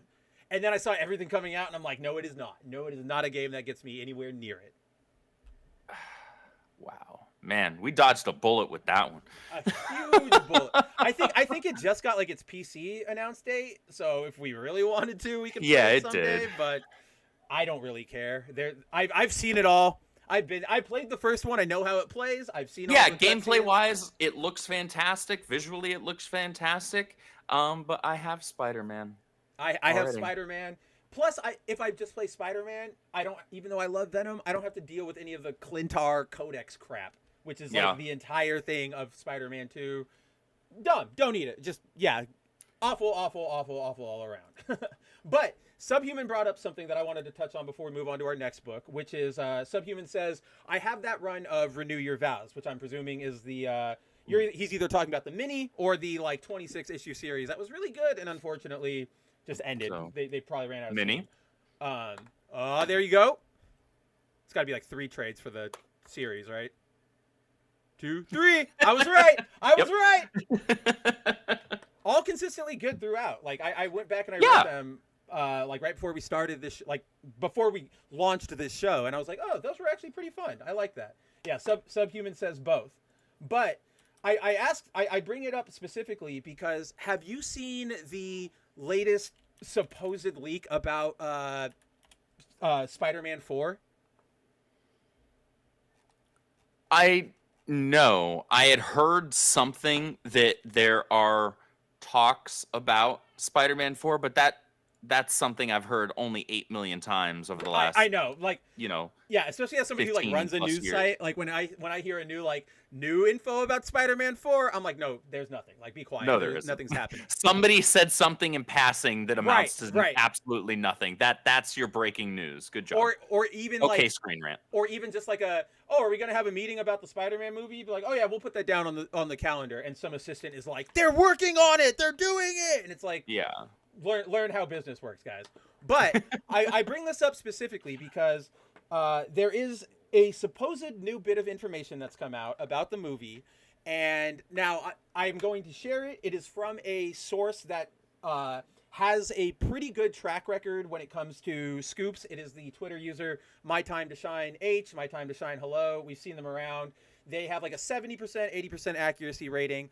That said, I don't know if this is true or not. I've never seen this sort of form, but that doesn't mean anything. But they shared this earlier today. It was 6:30 my time. I was dead ass asleep. But where's our browser? Why don't you want to give me the browser? What happened? Dan Mora Zatanna back there. Huh? Of course. Yeah, guys. That's sort of the fun bit. You can see our background, in case you guys didn't know, is a bunch of our favorite comic book pages from me and Andrew that just cycle, and they're blurred so it doesn't take away focus. But in the fun moments like this, you guys get to see what we're looking at or what goes on behind there. So This is what I was trying to show. This came from My Time to Shine Hello, and it's just it looks like some sort of production entry, some sort of weird listing like that. But the reason I bring it up in particular is because I will read you the summary. It's pretty standard. Following the events of Avengers Doomsday, Peter Parker is determined to lead a normal life and focus on college, stepping back from his responsibilities as Spider-Man. Again, the same story we've heard 4 million times. However, peace is short-lived when a deadly new threat emerges, endangering his friends and forcing Peter to reconsider his promise. So that's all pretty standard. But then we get, with stakes higher than ever, Peter reluctantly returns to his Spider-Man identity and finds himself teaming up with an unlikely ally to protect those he loves. Andrew Garfield, Spider-Man, Michael Keaton, Vulture, and RDJ, Doctor Doom mentioned to join the cast.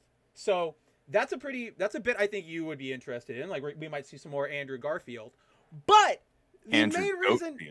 Andrew Goatfield, indeed. Also, he got like hair plugs recently, or like he got like something done with his hair, and he looks way better. Like, that surgeon really helped him out. Nice. Not that he wasn't already like great looking, but like you can tell the difference. And I'm like, it was a good looking dude, but his like forehead had started exactly to, like, yes a little bit.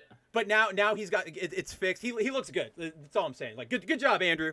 But the main thing, Subhuman's in the way. Sorry, Subhuman, got to take you down for a second. Release date, July 10th, 2026, a.k.a. Spider-Man Brand New Day. They are literally potentially naming this movie after the worst, like the most universally panned Spider-Man story of all time. Of all time. This is just... I don't know. This description doesn't give us enough info about what might happen. Like we were saying, it's the most generic spider plot you could ever come up with. But yeah, well, it certainly doesn't sound like One More Day. But like, Brand New Day was what came after. So now I'm really worried that so obviously they're going to be playing with the memory wipe thing or whatever. But my question to you, Andrew, is like, is that a good move for them to do a callback to something that is universally hated? No. Yeah, right? The very short, simple answer is no. That's a bad move. People were really soured on Spider-Man after One More Day, and Brand New Day didn't exactly do much to fix it. So that's a mistake at this point. If you're going to do... Because here's the thing. I want more Andrew Garfield Spider-Man movies. Oh, yeah, okay? 100%. He is the best Peter and the best Spidey. However, with the way that they left Tom Holland's at the end of No Way Home, they finally got him to a point where he will now have to stand on his own. He'll have to be Spider-Man. No Tony, no Avengers, no guy in the chair stupidity, none of that. He would just have to actually be Spider-Man. As much as I want to see Andrew Garfield again, I would rather them do that in the context of just giving us another Amazing Spider-Man movie. Same thing with Tobey. Just give me Spider-Man 4. But at this point, like, I think that ship sailed. I don't think we're getting either. If you put either of them back with Tom at this juncture, you would lose the potential momentum that you had, the narrative momentum, right, where you left him at the end of No Way Home, right? Well, that's what I sort of worry about right there with the mention that it happens after Doomsday. I'm like, ooh, no, you're throwing him right back into the big soup, which is like, does he get upgrades then? Does he get new tech? Like, oh no, what are we bringing back? Keep him your friendly neighborhood Spider-Man. He has not been that at all. I'm not so even afraid once. that we're not going to get that awesome suit from the end of No Way Home. I feel like that suit looked great. It's like the best live action suit, dude. It's incredible, and I'm really worried we're not going to get it. I feel like it's going to be like a one and done, and then they'll go, here's the new, like, I don't know. Instead of, they'll give him, it'll be Parker Industries. That'll be like the big reveal. Like he's now in charge of Stark, so now it's Parker, and it'll be like Parker Industries spider suit Mark 1, right? Like, right. That's 100% what it's going to be. But yeah, I just wanted to bring that up because I saw A Brand New Day, and I was just like, "Are you guys kidding me?" That is a L choice. That is the biggest L choice of. I genuinely can't think of like another run being like naming another move. Like, is there any other run that's that universally loathed like to this day? I genuinely don't think so. There's no other equivalent to this. It's just no, because Naughty is much as it had some really, really bad lows. Not even Slot's run is hated as much. It's not. Yeah, I mean, whoo, Slot's run is a really generally disliked on net, but because it has a few storylines where it's like, oh, that was fun, right? Nothing spectacular or superior to any other Spider-Man story for the most part, but it's like, okay, that was fun. Like, that wasn't a waste of my time. Right. I had a good time with it, but nothing groundbreaking or anything like that. But Brand New Day, that is not the business. It is universally considered not the business by Spider-Man fans. By Spider-Man fans, by comic book fans. Like, it's transcended just comic books. Like, people know what this entire event was, and everybody knows that it's disliked. So, yeah, just L take from Marvel. Very, very dumb, and we'll see how it pans out. Also, I just noticed this because somebody in the Twitter comments there pointed it out. Zendaya's back, so they're just undoing it all immediately. Well, what the hell? Okay, so once again, we go back to there being no consequences for Tom Holland's Peter whatsoever. Any of them. Like, genuinely, nothing ever goes wrong. Okay, Aunt May's dead, I guess. I mean, maybe not for long. She was useless in those movies anyway. She was. I mean, she was hot. I love Marissa Tomei, but yeah, she was completely useless. She didn't really have anything to do. She was just a supporting around. character is actually supportive of the narrative. She wasn't that. She was just there. She was just there to look pretty. She was there to look pretty and to give Peter the permission to go do things. Like that was what it was. It's like, yeah, he's 16. He's got to have like parental permission. Okay, get Aunt May in there. She'll say everything's cool. Yes. Oh my God. Bad moves altogether. Again, guys, don't know how real this is, but if this is any amount of real, it is not looking great for that movie. But you know what is looking great, and it was something that we actually touched upon a couple seconds ago before both of our spirits left us. I'm on the wrong folder on my thing over here. I am on the Good Mab Ugly one. We will go to, well, that's also awful. That's not what I wanted to bring up. Let's talk about our next book. Uncanny X-Men number 4.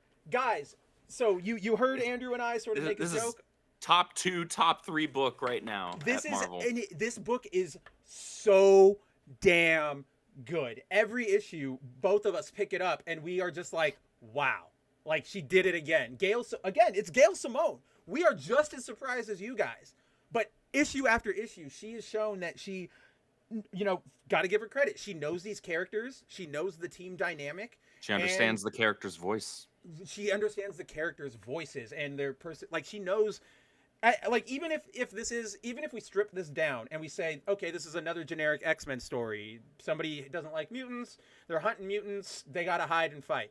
Sure. But the way Gail does the interactions, the way everybody talks, you really feel like these are the X-Men. Like, it's crazy. So I figure we'll just jump into it rather than me just going on and on and on about it.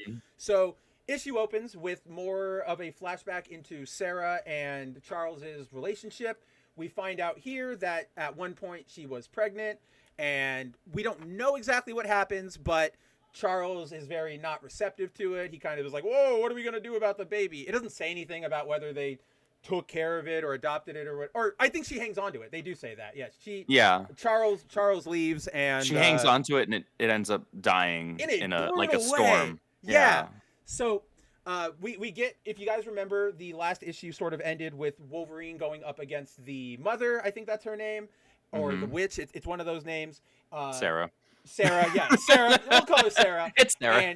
And she essentially got really thrashed, and he sent out like a distress signal to Rogue. So this issue begins with Rogue making her way to find Logan, who is completely shredded up. They rescue him. He's looking a little rough. Huh? He's looking a little rough. He could use a nap. But then so Rogue rescues him, and it leads to this confrontation where Rogue's like, I'll buy you guys time, and she goes to fight Sarah. And so we get this really, really awesome sort of knockdown, drag down fight between them. Nightcrawler gets Wolverine back to the place. This is something that we'll get into, but we also learned that the bad guys at the Greymalkin prison, they, for some reason, like, they're working with Sarah, but they don't approve of her methods, of her brutality. And so this guy right here, if you guys remember from previous issues, he's sort of been like we're doing this work, but we could be a little more humane about it. And he sort of reaches out to the boss, and he says, like, you need to help them. Like, Sarah's going to kill them. He's going to go kill these kids. Yeah. Right. And so she's like, yeah, right. Like, I don't see how this is our problem. Good riddance. And he drops a little line about, like, they're like the same age as your brother. And that gets her to be like, all right, let me think about that. Right. So Sarah and Rogue continue battling it out. It's a really, really good, like, knockdown, drag down fight. Like, there are a couple of really badass Rogue moments in that. This is one of those moments that we were talking about where at least I think Gail really understands their voices, right? So, like, Sarah here is thrashing Rogue, going, you and your Omega level mutants, do you know where my power comes from? Look around, every living thing, every cricket and sapling, 10 million acres of trees in this state alone. I'm afraid my Greek is rather poor. What is 10 times Omega? And Rogue's like, it's the alphabet, not a number. She says, speak up. And she goes, boom, it's in the alphabet. It's a Greek alphabet. It ain't a number at all. Like, I don't know. I really, really like that, because she pops back up from that, and she goes really hard on the offensive. Like, I love this bit where she's like, I absorb people, or because we all know that when she absorbs their power, she holds on to a little bit of it. So there's a little bit that stays there. Yeah, so I love this where she reveals that she's been holding on to Wonder Man and a little bit of Captain Marvel. So she just lets it out and just blows Sarah away. But then Sarah comes back and is like, it's a equal footing in a way that it doesn't feel like Rogue is being underserved. Like, it doesn't feel like they're assassinating her character. It feels like this is a genuine, like, brawl. It makes the Hag, it makes Sarah out to be a legitimate threat. Yes. Because, and that was smart with the dialogue there, because what Gail did, she used those name drops as narrative measuring sticks for power scaling purposes. So she was like, that's now, granted, like you just mentioned, it's a small fraction of what she's still holding on to there. But there's, regardless of how the character's being handled right now, I don't want to get clocked by Carol Danvers. I was just going to say that. It's like, we know her character, but we have to admit, even before she became Captain Marvel, like, Carol is terrifyingly strong. She's scary strong. Yeah. So strong that when she fused with Rogue, she took over Rogue because her power was just juicing way too strong. So I'm right there on the same page as you. It's like, even if it's a sliver, you're still getting clocked by by Miss Marvel, and it's going to hurt. And so, and the artist did a fantastic job of David representing that in the Marquez just panel. keeps killing it.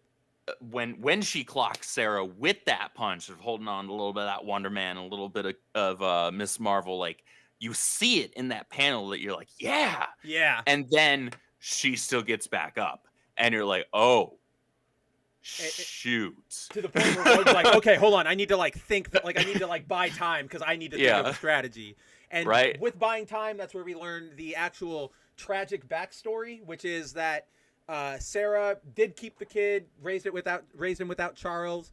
She got caught in some historic level storm, like a Katrina or whatever the one that was Milton that just hit. Yeah. They don't specify it, so I'm not gonna look for political implications here. I'm just thinking. Yeah, you could just insert stuff. any massive hurricane event that somewhere I don't see southern this as like has. I saw this on Twitter. A lot of people were like, "Oh, look at Gail criticizing Katrina," and I'm like, A, there's criticisms to be had there, and B, I think you guys are reading too much into it because it's like hurricanes happen down there all the time. Right. Like, are you gonna label every single one of those a political thing? Like, come on. Like, are we gonna pretend like are we gonna pretend like Katrina was the first and only hurricane ever in the history of the United States where bad crap happened? Right. And to your point, yeah, that's sure. There's legitimate stuff to criticize there too. Exactly. But that's not even important here because it's not it's a generic natural disaster that can be utilized, right? That can be done in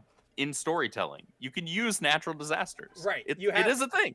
Not everything is a one-to-one political dig at like the real world. But with Sarah's story, I will admit I thought that this was actually really, really, really sad because so for those who aren't going to take the time to read the page or haven't read the issue, basically she gets caught in this hurricane, her house floods, the only place she has to go for safety is the roof of the house, but help never comes, so she's hanging on to the roof for like hours while the storm batters her, and at some point her arm just like gives out and her kid goes, and that's it. Like, it's very, very sad, and she had lost all strength from trying to hold on to that roof and her kid, and so she passed out, right? And so like she didn't even know. And that's tragic. Like, that's a genuinely tragic backstory. And I also like that she has this tragic backstory, but Gail's not trying to go like, oh, see, the hag should be pitied or brought into the X-fold because of her backstory. She's still trying to murder kids. It's tragic, but she's, instead of using her tragedy or like learning from it, it's one of those things where she's using it to blame Charles. Like, she goes, that happened, I hate Charles. And that's what I always want to look for in my villains, at least, Andrew, is like, a villain should be like, they're looking for the scapegoat. Well, they're looking for the scapegoat, but I also view it as like, a villain should sort of, if you're going to draw parallels or anything to your hero, it should always be like a hero and a villain can have that same, like, let's take the Flash, for example, right? Like, Barry Allen's mom gets murdered while Hunter Zolomon's wife gets murdered, right? Yeah. At that exact moment, both men had a choice of what to do.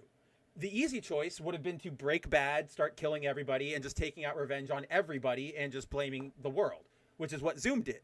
But Barry goes, that's not, it's hard, it's difficult. I have to take the heroic path. I mean, until Flashpoint, but I have to take the heroic path. Like, I have to learn and move forward with this, right? So that's what a villain should always be, like, sympathetic to the point that until they make the wrong decision.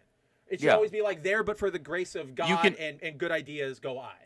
Right. Yeah, it's like you can understand where somebody's initial anger and resentment can come from, but you can be sympathetic and empathetic to that while still admonishing and understanding that the choices they made thereafter are flat out evil. That's exactly. Your heart can break for the tragedy in somebody's life. That doesn't excuse them being a piece of crap or a genuinely evil person to everybody else around them afterwards. It's like, I feel for what you went through. You don't get to go kill a bunch of kids. Because exactly. Right? Like, that is terrible, and I wish I could go back in time and save you and help. But that doesn't mean, you can go out and just murder 5 mutants for no reason. Yeah. You summed that up way better than I did, but yes, I'm glad we're on the same page. That was a team effort with our villain takes. But Oh, dude, this panel, like, so the fight keeps going.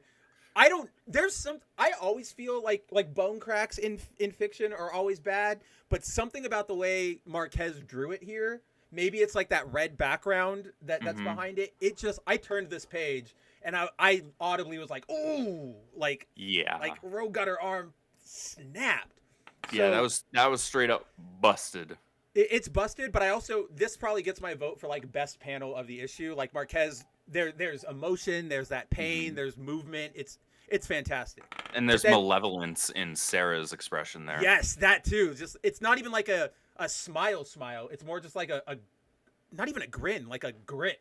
Like yeah.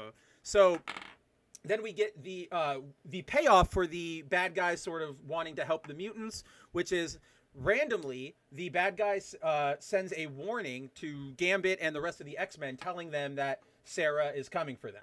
And I like this because it wasn't like, oh, we're on your side now, we're gonna help out, but it was like, it's not, we're not gonna help out, but I'm giving you the heads up. Right, exactly. It's sort of like you can get to see the villain's morality at play here, right? Like we don't really ever get to see villains questioning their ideals, because like we were just talking about, now all fiction is like, oh no, they're fine, blah blah blah. So I really like this, and I think I told you this when we read it. I'm like, I'm really interested to see where she goes from here. So far, I'm very interested. She's got a great design. She does. I like her. Her design's right fantastic. And that sequence does a great deal of humanizing her. Oh yes, that's a really good word for we can still admonish, going back to that, we can still admonish like how she's handling stuff at the former Xavier mansion, right? But she still was like, these are just kids. Yeah. I'm not gonna like send people to go help them, but I'm at least gonna give them heads up that trouble's coming, so at least they can like prepare and not be caught off guard. Right. So like, okay, so you took a half measure, I guess, but that's something that doesn't paint her completely as just bottom feeding evil monster, right? Yeah, like just over the top, almost. It adds some level of gray there where it makes me interested to see, just as you mentioned, where Gail's going to go with it afterwards. Especially in terms of, because we know that, I think it starts the issue after this one, but there's the upcoming... It's issue 8 is when it starts. Really? The raid on Grey Malkin? I think that's what I remember seeing. Holy crap, that is so far away. That's crazy. Yeah. That's 4 issues from now? Damn. That's what I was going to say, is like Grey Malkin's coming up, so she'll obviously play a big role there, and we'll see how she gets torn, I guess, between Cyclops and Rogue's sort of ideals, which is what they're setting up. But damn, 4 issues from now? That's 4 months? By 4 months from now, we'll have our next issue of Wolverine Revenge. Like, that's how long it is from now. Yeah. For those of you who don't know out there, Wolverine Revenge got hit with a huge production delay. Colorists quit, the printer screwed up, and the next issue, so issue 3 dropped yesterday, 4 isn't due until like January. Like, yeah, it's a really bad spot. It was supposed to be a monthly release, but this one got pushed back a couple. It's so sad, because I also think that's probably one of Marvel's strongest books right now as well, is Wolverine Revenge. It's just good, simple fun. Yeah. It's good, solid storytelling, nothing crazy, nothing mind-bending. But you know what? But it's also Capullo great art. Capullo art. Yeah, exactly. That's half the reason, or like that's 3/4 of the reason why this book rules so hard, is because Capullo knows what he's doing. So, back at the farm, the X-Men prepare for a fight. The Sarah's people hit or like raid the house they're staying at. We see the return of that fawn deer girl we saw from the first issue who got captured. So then basically the issue ends with they're all getting ready. They're like, all right, there's a fight coming, and Gambit is the only one really. It's Gambit, Nightcrawler, and Jubilee who are left back at the house to protect it. And it ends with this great bit right here where the kids are like, we're not going to sit inside, we're going to fight. So Gambit is sort of like, oh, I got to give him a speech, and he sort of just goes, I don't got a catchphrase, fight forward, no shame in running if you need to. And then Wolverine pops out, and he's like, "That might have been the all-time worst battle speech in X history, Remy." And he's like, "You foolin', partner? Have you listened to Chuck Summers? Like listening to corn grow it is." And fair. Now, for the love of God, will someone point me at the bad guys while I can still stand upright? And I think this is what we were talking about, where like Gail knows their voices. That to me and knows Gambit. how their voices interplay with each other. Yes, that's the important part too. Yeah. Because you could get the voices down individually, and that enough is a big win. And still, to this day, 4 issues in, completely shocking that Gail understands even that much. But then to understand the next step from there, which is how do these characters sound still themselves, still organically interacting with each other? Right. Because that's completely different. That's how real people are. You don't necessarily interact the exact same way with every single person you come into contact with, because there's psychological and interpersonal connection differences between every single person that you interact with on a daily basis, whether it's your family, whether it's your spouse or significant other, siblings, friends, any of that, coworkers, right? You don't speak with the same tone with every single one of them. Your interactions are different. And even within those subgroups, right, you don't speak to every single member of your family the exact same way. Right, 100%. Or every single one of your friends the exact same way. There's differences there. And Gail is showing an ability to do that actually comes across as organic with these X-Men characters. And I'm just kind of like, this is ridiculous. Like, why is Gail writing one of the best books right now? When has that ever been a thing? When did the universe flip on its head? Like the example we can look at right there with Wolverine is like here when Wolverine's on his deathbed and he gets encountered by Rogue and Nightcrawler, who are two people he sort of very much has a protective air about. He's like, you got to go out of there. Like, I'm breathing, but you got to go. Like, I'm going to die. Don't worry about me. He genuinely cares about these two characters. Right. Like my healing factor. You can't beat her without it. Use what I got. I'm begging you. Like, he's trying to protect them, even if he knows that they're going to go into battle. But then when it comes to talking with Remy, he's just sort of like, you're dumb. Like it's lighthearted razzing, like it's friend razzing. But he's just like, you jerk. Like he would have never. It's said like that teammate razzing. Right. Exactly. It's the kind of grief you would give your buddies in the locker room. Exactly. And so the interplay there, it's so good, guys. Like we could sit here and tell you how good it is, but you got to read these issues for yourself. I know. One of you guys who out there who read or who watches the show might have been either Clone or some human, I can't remember, or even freaking Punk. It's one of you guys. I know you guys bought the first issue, so I'm glad you guys did, because this is a good book. Like it is. At minimum, this first arc is a trade buy for me. Oh, I think it's going to be it's going to be a hardcover buy for me. I hope it gets a hardcover, because if it does, I will. But then, okay, so Andrew, before we move on from X-Men. This is what I was talking about all week. So for those of you who don't know, obviously, because you're not in our personal conversations, but 2 weeks ago when this issue dropped, I kept asking Andrew, did you read Uncanny yet? Did you read Uncanny yet? Did you read Uncanny yet? And he's like, I'm busy. I'm at I'm working on things. Oh, now I'm at the con. And I'm like, did you read Uncanny yet? Read it. I need to tell you something. And so this is what it was. This is the first action page of the issue, and it shows. I don't think. Have we ever seen this? And if we haven't seen it, or if we have seen it, I don't think it's been to this scale. But it's this really cool sequence of Rogue and Nightcrawler flying at top speed and teleporting all the way. So they fly, teleport, and it closes the gap slowly as they're trying to get there. I just thought that is a really cool use of their powers together that I don't think we've seen, and just more kudos to Gail. Mm-hmm. It reminded me of. Oh gosh, this is a early 2000s, or I guess mid 2000s. Okay, definitely not Subhuman. Haven't bought a Marvel comic in years. Definitely not him then. Okay, so do you remember the movie Jumper? Yes. With Hayden Christensen. I like that movie. I know I it's do not good, too. But I like a that lot movie. Actually. Me too. So, I know it's not good, but I'm like, I like this movie. I watch it every time it comes on TV. The British prick. The other Jumper. Oh yeah. There's that scene when the is it the Templars or not Templars? What were they called? The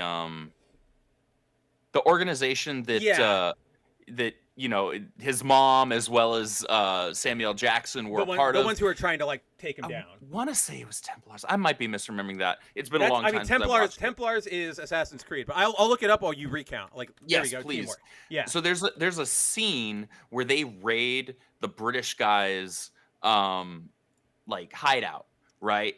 Yes. And he does this move where he moves forward by rapidly jumping, so rapidly warping. That's right. Yeah. Like only like a handful of feet at a time, and he's building momentum super, super rapidly, and then he clocks one of them, right? And it was just super, super cool use of that ability. And that's what this scene reminded me of, only in like the flying sense, right? So it's like in any kind of like racing or flight game where you can fly through some sort of a ring or whatever that gives you a speed boost, that's right? Perfect. And you can keep going through those and you continually get more speed boosts each time you hit one.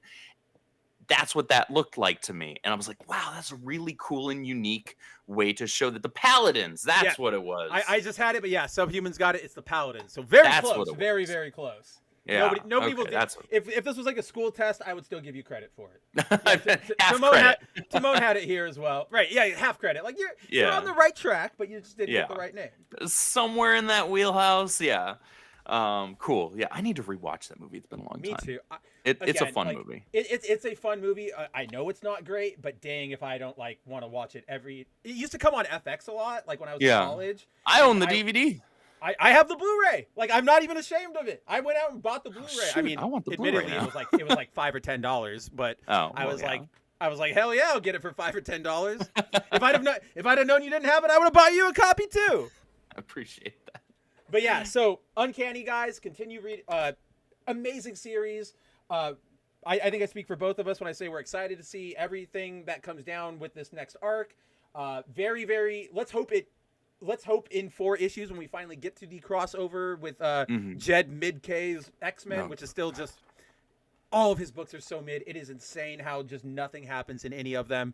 And not even enough to like trash them. That's what I mean. It's just like they just kind of exist. We talked about the first issue of that run on the first, like the 0 episode of Foil Variant. And I remember you and I were like, this is dumb. Like, why is everybody afraid? We're just retreading ground. We haven't talked about it since because there's just nothing happening in it. It's just boring. Nothing. It's literally, the guys, comic nothing equivalent of it was a movie. That's what it is. At this point, it very much it is a legally defined comic book. It is on paper. You can open it. You can read it. You could buy that. You could look at it and read it and know that it was a comic book. The art is sequential. Yeah, exactly. Yeah. It is a comic book by definition. Nothing else about it there. No, it continues to be uncanny that Gail is writing this good of a book. But let's hope she can keep it up at least through that Raid on Grey Malkin storyline, because with the development we got from the director here, might be cool. Might that button. Be cool. All right, before we jump into our next main book, I just want to give a very, very quick update on something we have talked about and read before, and it was very much I wouldn't say point of contention, but a point of uncertainty for both of us. I just want to confirm to everybody that the Dazzler book, unfortunately, is not worth reading. I know Andrew dropped it after the first issue, and I said I would probably just read the second, just because I'm a personal fan of Dazzler and I like her supporting cast. There's some really good covers for the book. There are great covers for the book. Obviously, the foil variant one by Kara Andrews is one of the best of this year. But this book is just, it really is, every critique we gave it last time applies here. It's just, oh, she's going to go play a show. Oh, people don't like mutants. Oh, look, something happens that makes mutants look bad. It's just, there's nothing here. There's no even real overarching Dazzler story. It's just, I don't know, guys. This book's not worth it. The first issue felt like it could have been just, I don't know, like a couple of pages in the X Factor book. Right. Because it's dealing with the same crap. Perfect. Yeah, that actually would have made that would have worked way better than you have her interact with all of them. You could even solicit it like, Dazzler guest stars in this issue of X Factor. And I know I probably would have bought it off of that or looked for the cover at least, because there would have been a Dazzler Which is cover. a book that I've dropped. Yeah. Because that book was just not, like, it had a couple of, like, moderately interesting ideas, but ultimately I was like, We're But not that's the talking problem. about this book. Moderately interesting is sort of where it goes. Like it's not dealing with characters that are enough of a draw for me. Like I like Angel, I like Havoc, I but love they're not Havoc, really but yeah. they're not utilizing them in a way that makes them a draw that makes me willing to spend $5 on a book. Yeah, exactly. $5 on and this then book spend is not 15 to 20 minutes reading it, right? I will, like I've told you this, I do admit that the element of X Factor where they play into like the social media of it all, where like they have that manager guy who's always trying to get them I like that. He's the most interesting character in the book. Exactly. That's the problem. It's like I like him and I like that element, but it's not X Factor specific. Like you could put that dude with like the Avengers or like the Strange Academy or whatever, and you would have sort of the same.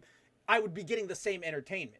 Right? That book read like somebody had an idea that they thought was interesting, and they pitched the idea and was like, hey, I have this cool idea. And they hadn't thought beyond just the pitch. They hadn't thought out, like, how do I actually tell a full story arc with this? Because they're so far not. You know what makes me believe that 100% is that the story in this book is so generic, like we've talked about, like we got to make humans not hate mutants again. I feel like that was okay, Andrew, that's a great pitch. I love the idea of mutants trying to make a social media like profile experience, whatever. Mm-hmm. What else is going to happen in that book? And you go, mutants. they don't like mutants, right? Like that's the thing that happens in X-Men. Sure, let's go with it. Like it doesn't feel like there was any thought put into that B plot. It's just this is what X-Men do. So yeah, I'm right there with you on X Factor. Bit of a bummer because I do like Havoc. Surprisingly, he's a cool character. Andrew, they haven't touched on the Polaris stuff, like the Polaris leading like a mutant revolution. Really? Kind of like because that was like the only other thing that was moderately interesting. That was like issue 1, the end of it. The last 2 issues, because I'm still. I got a Pakistani comic book store down the way that will let me read books while they're on the shelves, and so I've read X Factor 2 and 3, and I'm like. Did you guys just forget that this is the plot? Like you have an entire other thing happening? This is kind of weird. Not even like a word bubble from like or a thought bubble from Havoc, where it's like haven't heard from Polaris in a couple weeks, wonder what she's up. Nothing. Just like gone from the narrative. It's pretty weird. That's so weird. Why would you do that like that? Whatever. Whatever. That's what a book with covers by Greg Land deserves. I'm just gonna put it that way. Oh God. But so yeah, guys, Dazzler. Andrew was completely right. It is not worth like a really reading. The trade's probably not going to be really worth anything at all. I will say though, for my Dazzler fans out there, the good news is this week we saw the release of this beautiful hardcover omnibus of basically all of her big stories. So it's got her premiere, her small stint on the X-Men, her miniseries, comes with this absolutely beautiful art germ cover. So I'm picking this up. But yeah, in case there's any other Dazzler fans out there who are a little disappointed that our girl is not getting some good attention lately, definitely head on over, grab this because it is gorgeous. All right, that's really all I wanted to say about Dazzler. Was just like yep, Andrew was right. He got it. He hit it on the head. Not worth reading. Which makes me sad. The interior art was solid too. It wasn't incredible, but it was solid. It was like, all right, well, this isn't painful to look at. There were pieces there that could have worked. They just never came together in a right way, right? It's sort of like, oh, you bought the Lego, I don't know, like the Lego Daily Bugle. Great, I see what you're looking for. Error, whatever. But it's like, you bought the Lego Daily Bugle. Great.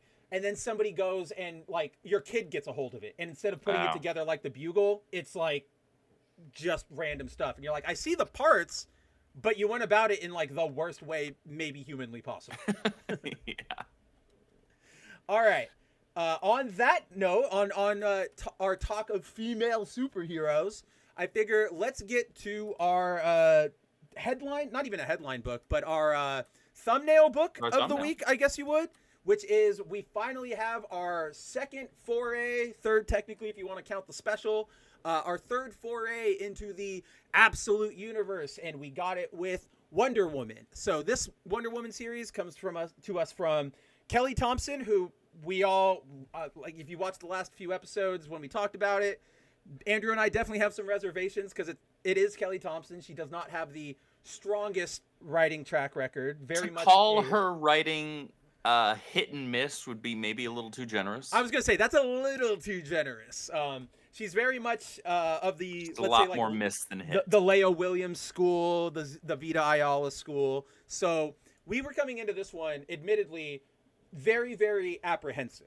Although I think I can speak for both of us that our apprehension was not as strong as it could have been, considering like the week before this dropped, we read the Jeff trade together, like in the Discord server, and she is the one who writes Jeff, the Marvel Jeff Shark stuff. That's right. So we probably could have been a little more reserved, but she, credit where credit is due, she got us with Jeff. Yeah. So is she writing the tie-in, the Jeff tie-in for Venom War? I don't even think that solicit's up yet. I have no idea. There's no cover. I can't pre-order it yet. I don't know where it is. So I don't know anything about that book. Venom War, it's Jeff. Hold on. My name is Jeff. We have a cover, and oh, finally. She is writing it.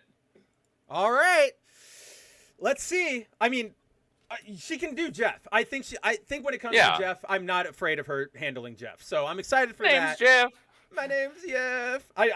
That's also a clip I need to put on because we talk about Jeff so damn much all we like, do. the time. But you need to have that audio over like a picture of Jeff. Of Jeff, 100%. My name's Jeff. But so Jeff aside, Kelly Thompson is handling absolute Wonder Woman. Let's get into it. So this is chronologically, I think, the first book in the Absolute series. Diana is the first superhero who appears in the Absolute world. The book basically finds Gateway City under attack by this really gross, like, flesh-ahedron of demonic, like, flying guys. And when that appears, Diana runs her way out of hell and comes to confront them and take on sort of, save the city. And we get some really cool looks at sort of how she uses her powers compared to the 616, or not 616, but the Earth 01. I don't know about you, Andrew, or hold on, I'll hold that till the end. We'll go through a recap first. So a main part of the major part of this book is explaining Diana's new backstory, which is, as opposed to living with the Amazons and on Themyscira and then leaving to go, be an ambassador to the world, she is basically the Amazons rebelled against Zeus. So as punishment, he sort of wipes them all out and takes the last one and sends it to live in hell with, who even is this? Is that Cersei? I think it's Cersei. It sounds right. Prison of the Great Sorceress Cersei. So, they send Diana to hell to live with Cersei. They make it so that nobody can say the word Amazon, like it's a banned. I actually thought that was kind of neat, where like you can say it, but everybody clearly like doesn't hear it, or it like scrambles when they hear. I thought that was just a neat little bit of. It was an interesting touch. Yeah, exactly. So we get a just more backstory about Diana, her growing up in hell. It's very much unlike sort of Batman and Superman. Her origins, yes, she's in hell, but she is still very much the same Diana. Like, she shows that she still has that kind heart, right, underneath the warrior, right? If she needs to be the warrior, she can be the warrior, but in her core, she has that kind heart. And you see it in that sequence where like the snake was gonna bite her, but instead she grabs it and doesn't kill it, right? Throws it. Yeah. Although I will admit, I got a little worried because right here, when she throws the snake, Thompson decides to use like a yeet sound effect. I didn't even catch that when I read it. I caught it and I went, oh, I don't know if I like that. That feels a little too much like fellow kidsing it. But so it doesn't rear its head at all. Like that sort of writing doesn't rear its head at all later on in this issue. But it definitely makes me, it's not like worried, but like it's something I'll be looking for in issues going forward. If you want, I guess I will now too, because I didn't notice it when I read it the first time. Yeah, Subhuman. I at least in my opinion, I agree. I didn't think that this is what Diana's origin story was going to be. I thought we were going to get way more like of a Leonidas like Spartan, right? Like Yeah. her life is like training and brutality. Maybe we see her being raised by like Granny Goodness or something. Like that's what I sort of thought we were going towards. What happened to the layout there? That was crazy. So then yeah, we just sort of see her growing up, which is an interesting little montage. I actually like it. There's not like a lot to talk about. It's more just scene setting and all that sort of fun stuff. Showing the passage of time. Yeah, exactly. But it all shows Diana. It's a nice little bit. But then, yeah, so we get Diana's interaction. You know, a bunch of soldiers appear and they say like they don't know what to do. So she sort of gives them orders, like evacuate everybody within a mile. And then she reveals like, oh, this isn't the enemy. They're just the like strike force for the enemy. And she confronts them and she says like the world is protected. And they start fighting. You know, Pegasus helps, breathes fire. And the action sequences felt a little underwhelming. They definitely felt a little underwhelming. Like to me. and I don't. This is the I'm only one not that familiar. felt whelming. Yeah, I'm not super familiar with the artist. Me neither. So I was like, I'm not entirely sure what their capabilities are. So I don't know what the range is. So there's that, but I was a little underwhelmed by the action sequences. Oh yeah, And definitely. the writing was fine, but like the action part of it, like the visual representation of what was supposed to be going on the page there in those fight scenes was just kind of like, this kind of feels like bare minimum. Oh yeah, no, I'm right there with you. Again, aside from this page, which I think is super dynamic, and I love to see all the action. Yeah, that was cool. The I way like that this, was handled. like the frames here, like having her. This all works for me, but then like this stuff was just sort of like, all right, cool. I don't know. There was nothing there to excite me. So then, at the very end, Diana gets blasted. We get a little flashback to when she learns to say the word Amazon, and we leave off on her mid-fight against what she is calling the Harbinger. So that's the first issue of Absolute Wonder Woman. What I was gonna sort of talk about when we were over here, Andrew, is like, we do get a good sort of alternate look at how she uses her powers and her upbringing and all that. But I don't feel like there's enough here to say like this is a different Diana. Do you know what I mean? Yeah. Like, this still feels like it's our Diana, maybe just with a different costume. It feels like just like a slightly edgier version of our Diana. In fact, not even slightly. So it feels like Diana around Infinite Crisis. Infinite Crisis, yeah. I knew that's where you were going. When she was right like, around the time where she killed Maxwell Lord. Yep. And all of that. So it's like, all right. Or am I mixing that up with Final Crisis? Nope, that's right. Infinite Crisis is when she kills Max, yeah. Okay, I don't know when I am still. I don't know if I fully recovered from the con. Infinite Crisis is when she gives that too edgy speech where she's like, Clark, Bruce, you know why I don't have a rogues gallery? Because I put them down whenever they like confront me. That's right. Like that's where that speech comes from. It's when they're in the watchtower right after Mongol blows it up. Yeah, that's right. Yeah, and so it's like, okay, so like I felt like I've seen this Wonder Woman before. Me too. So it doesn't, at least so far, delineate enough from Wonder Woman that we've already seen for me to really view it as a different take on Wonder Woman. Like they changed her origin, okay, but like the character more or less remained the same. The tricky thing for me, and I think to jump forward real quick and start, I guess, at the end, I think I overall enjoyed the book. Right.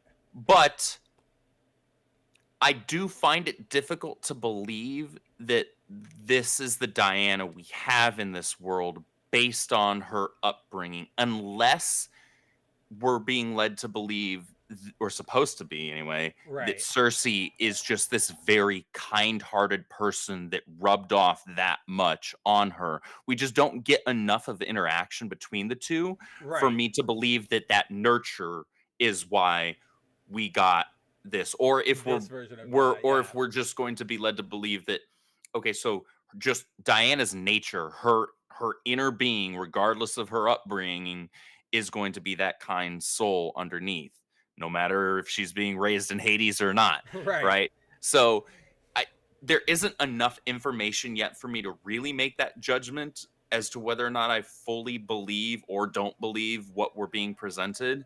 I do think we are missing a few pieces here for things to add up. I agree with that. I mean, obviously we leave off mid fight right here. There's a lot more to come. I'll keep reading it. Okay, I'm definitely going to keep reading it. I'm definitely in for issue 2. I think my biggest problem here is sort of what you touched upon and what I was touching upon, is that like this isn't too radically different of a Diana.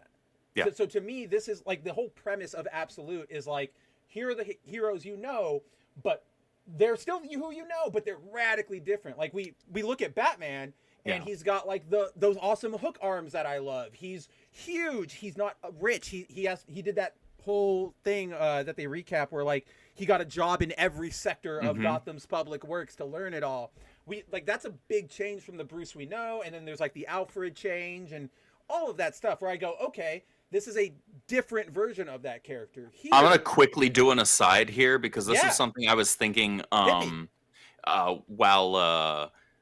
I was watching somebody else's well-read comic reviews. I was watching them do a review of Absolute Batman #1 the other night, and it got me thinking, do we think that ultimately this Alfred is going to end up teamed up with this Bruce?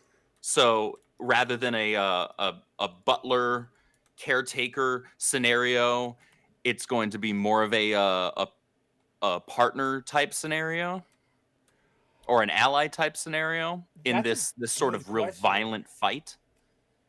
So at least my read of Alfred so far is that he's probably going to betray the Court of Owls. Well, that's who I assume he's working for, is like the Court of Owls. That's what the read to me was as well. Yeah, so like I feel like he's going to betray them or like disagree with their methodology, and this arc or maybe the next one will end with them teaming up. I almost wonder if, like, to me it could go two ways from there. They'll team up, they'll win whatever that fight is, and it'll either be like Alfred still disagrees with Batman and decides to like go his own way, and maybe they turn Alfred into the Absolute like Azrael or something like that. Or he kind of goes like he gets injured really badly. Because there's no way I see this Alfred sidelining himself voluntarily. Oh no! If he's still this one's a freaking G. Right, exactly. So I think he might get like severely injured. Maybe he'll get paralyzed or something, and that leads him to being Alfred. But I don't think it'll be Butler Alfred. I definitely think it'll be. Definitely not. Definitely not in a Butler. As much as we hate this concept, both of us together, and we've said it multiple times, I do think he will be the man in the chair for Absolute Batman. But the thing is, Batman does actually have that man in the chair. Exactly. That's the difference. So like there are characters that do have out that. of the way for him. So I know that was a sidestep. No, but that is what this show is for. You mentioned Alfred. I was like, I gotta bring this up just in case I forget. If you go back and you watch our first 3 episodes, the first like 2 hours of each episode is just us tangenting off of each other. So we're fine. I'm okay with it. But so back to Wonder Woman. It's just sort of like, I think my feelings lie in like we see Batman and we see the different ways he sort of like, he has a cape in the Earth Zero, but here it's a hook cape that he can like wrap people with. And he's got a car in Earth Zero, but here it's a giant like tank garbage machine. Here, all I'm really seeing is like the same weapons Diana had, but with a different skin. You know what I mean? Yeah. Like, here's your lasso. All I see really right now is that it's just red. Or when she did her bracer attack here. I like the idea of she has to like do like a demonic incantation or whatever it is that she says up there. But in the end, it's still just like boom, shockwave explosion. And I'm like, same thing. Yeah, sort of same thing we had before. I'm not really seeing what makes you Absolute compared to everybody else. I'm open for you to prove it to me, but so far none of this feels quite as epic as I want. I'm still in for the ride because obviously we don't know the entire story yet, but this isn't a Dazzler where I'm like, one issue was enough for me. I'm good. This is more of a, I can see the pieces and I'm interested. I just really hope that the next act brings it all together, or like next issue brings more of what we're looking for. Like I want to see a different personality. Maybe this Diana gets way more brutal as the fight like goes on. Maybe that's something. Maybe she has some sort of a berserker rage mode or like something a devil like trigger that. mode. Yeah, that would be Yeah. sick. That would be awesome. Like I'd love to see that. I also want to see. Oh God, are we doing the Costco guys? Is that what we're doing in the chat? You and Mary. Boom. I also feel like the villain is a little underwhelming because it's just sort of generic demon. It's not. Yeah. It's not a take or related to anybody we've sort of seen. So I'm just sort of like in the others, we got the Black Mask Gang. In Absolute Superman, that the evil forces are all made up of peacemakers. So we're seeing like this is an alternate universe. This is just sort of like new. I don't know. It just sort of lacks the impact of we're flipping things on its head, which is what it's supposed to be doing. This just came to me. So I think what we're going to end up seeing, and maybe I'll be wrong, but I think what we're going to end up seeing here is we're going to see, because there are Greek gods that our Diana goes up against, right? Ares, very famously, right, is one of her main villains. It's love.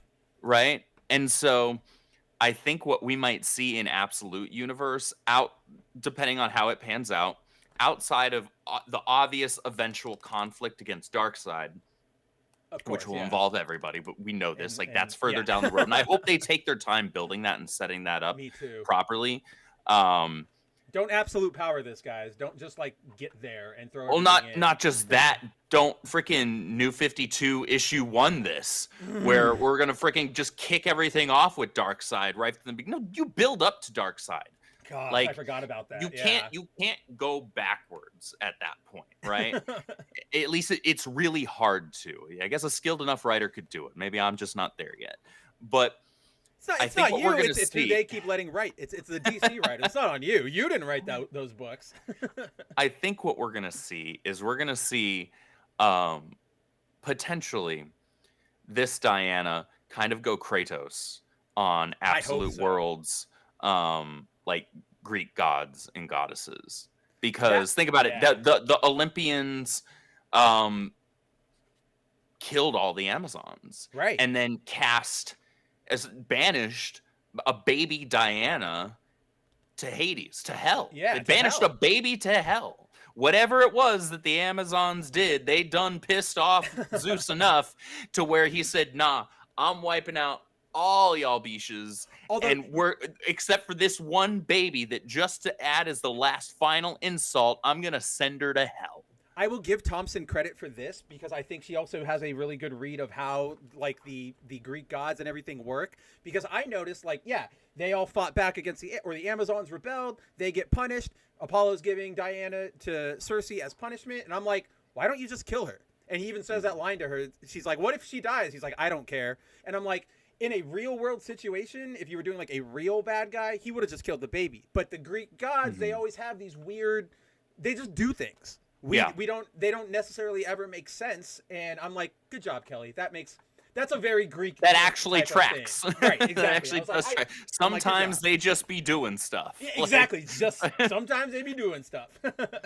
For reasons. Like so yeah, I will absolutely agree with you there and give her credit where credit's due.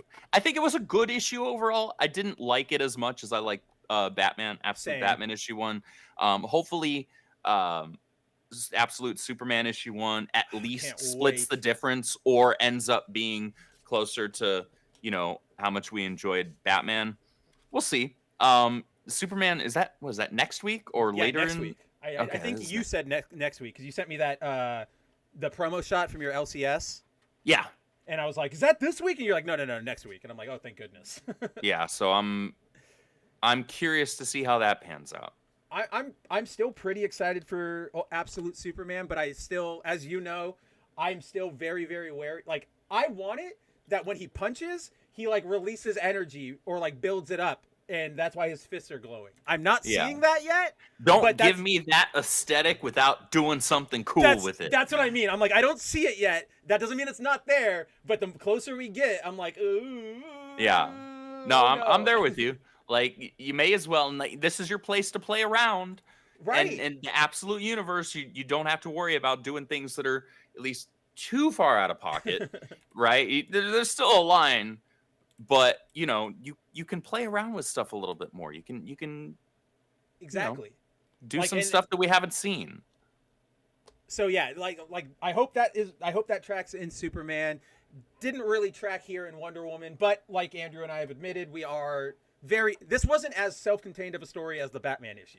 Like, this is clearly being This set up one's as clearly like we a need an issue multi-parter. 2. Right, Yeah. exactly. So not really. I'm gonna hold out probably major criticisms until issue 2, but so far could have impressed me a little bit more. Yeah, I'm open to seeing what you've got, but so far nothing here. Like, I'm with you, Andrew. Didn't blow me away like Batman. Just we haven't gotten there yet. Yeah. As far as the setup, I hope the premise, so. I want you all to be excited. the series might be cool. Stop it! Stop it! You're just reminding me that I didn't have time. I'm just rubbing it in. That's all. All right. So, I think that's all we have for Absolute Wonder Woman. Now, Andrew, I want to ask you a question. Because we had that little technical delay, we are running a little bit late. Do you still want to talk about Flash, or are you afraid that will dovetail into way too much? Or do you want to be, or do you think we can be good? Do you think we can be good and keep Flash to Flash? Because I think we could, because you haven't read the recent run. I think we could, because I haven't played catch up yet. Perfect. So I think we can talk about, and because this issue, though, it's self-contained enough from the runs and stuff that came prior to it that we can, I think, discuss the issue. And if there are bits that we have to, we can tangent on a little bit. I think. Yeah. I don't have the first hand. I have all the trades lined up right here. I just haven't had the time to crack them open and actually go through them. So, yeah, let's talk Flash 14. Unfortunately, my Daikruan cover is not in yet. Oh my! You had me so. I thought you were gonna say canceled, and I was gonna poop my pants. No, so I got the notification from Things from Another World this afternoon that it shipped today. So I'll get it in the next couple of days. Yeah, in the next couple of days. I was oh man, I wish I could have shown that off on stream. There was this is a good story for Tifa, even though it starts sort of bad. But for our X-Men covers, our J. Scott Campbell X-Men covers, when the week the Emma one came out, I had an issue with my card, so payments weren't going through, and I didn't realize that until like the next day after. But it still said like processing on my thing, so I was like, okay, I cleared out my credit card. It still said it was going, but it held on processing till like Friday. So like I emailed them. I'm like, I don't know what's happening. Can you please tell me that I'm at least getting my Emma cover from this? And they were like, yes, we have it right here. Like, they sent me like a picture. They're like, I'm holding an issue right here. We'll make sure it goes into your thing. And I'm like, you guys rule. But I was so scared that like, I'm not going to get Emma, and then I'm going to have to pay like $90 just to get the Emma and complete the damn set. But yeah, so shout out Tifa. You guys. Well, I would have been able to send you one because that's right. You doubled up on that one. Well, technically, I tripled. So if I want to count, if I count the one that I got signed from J. Scott Campbell's website, so of course.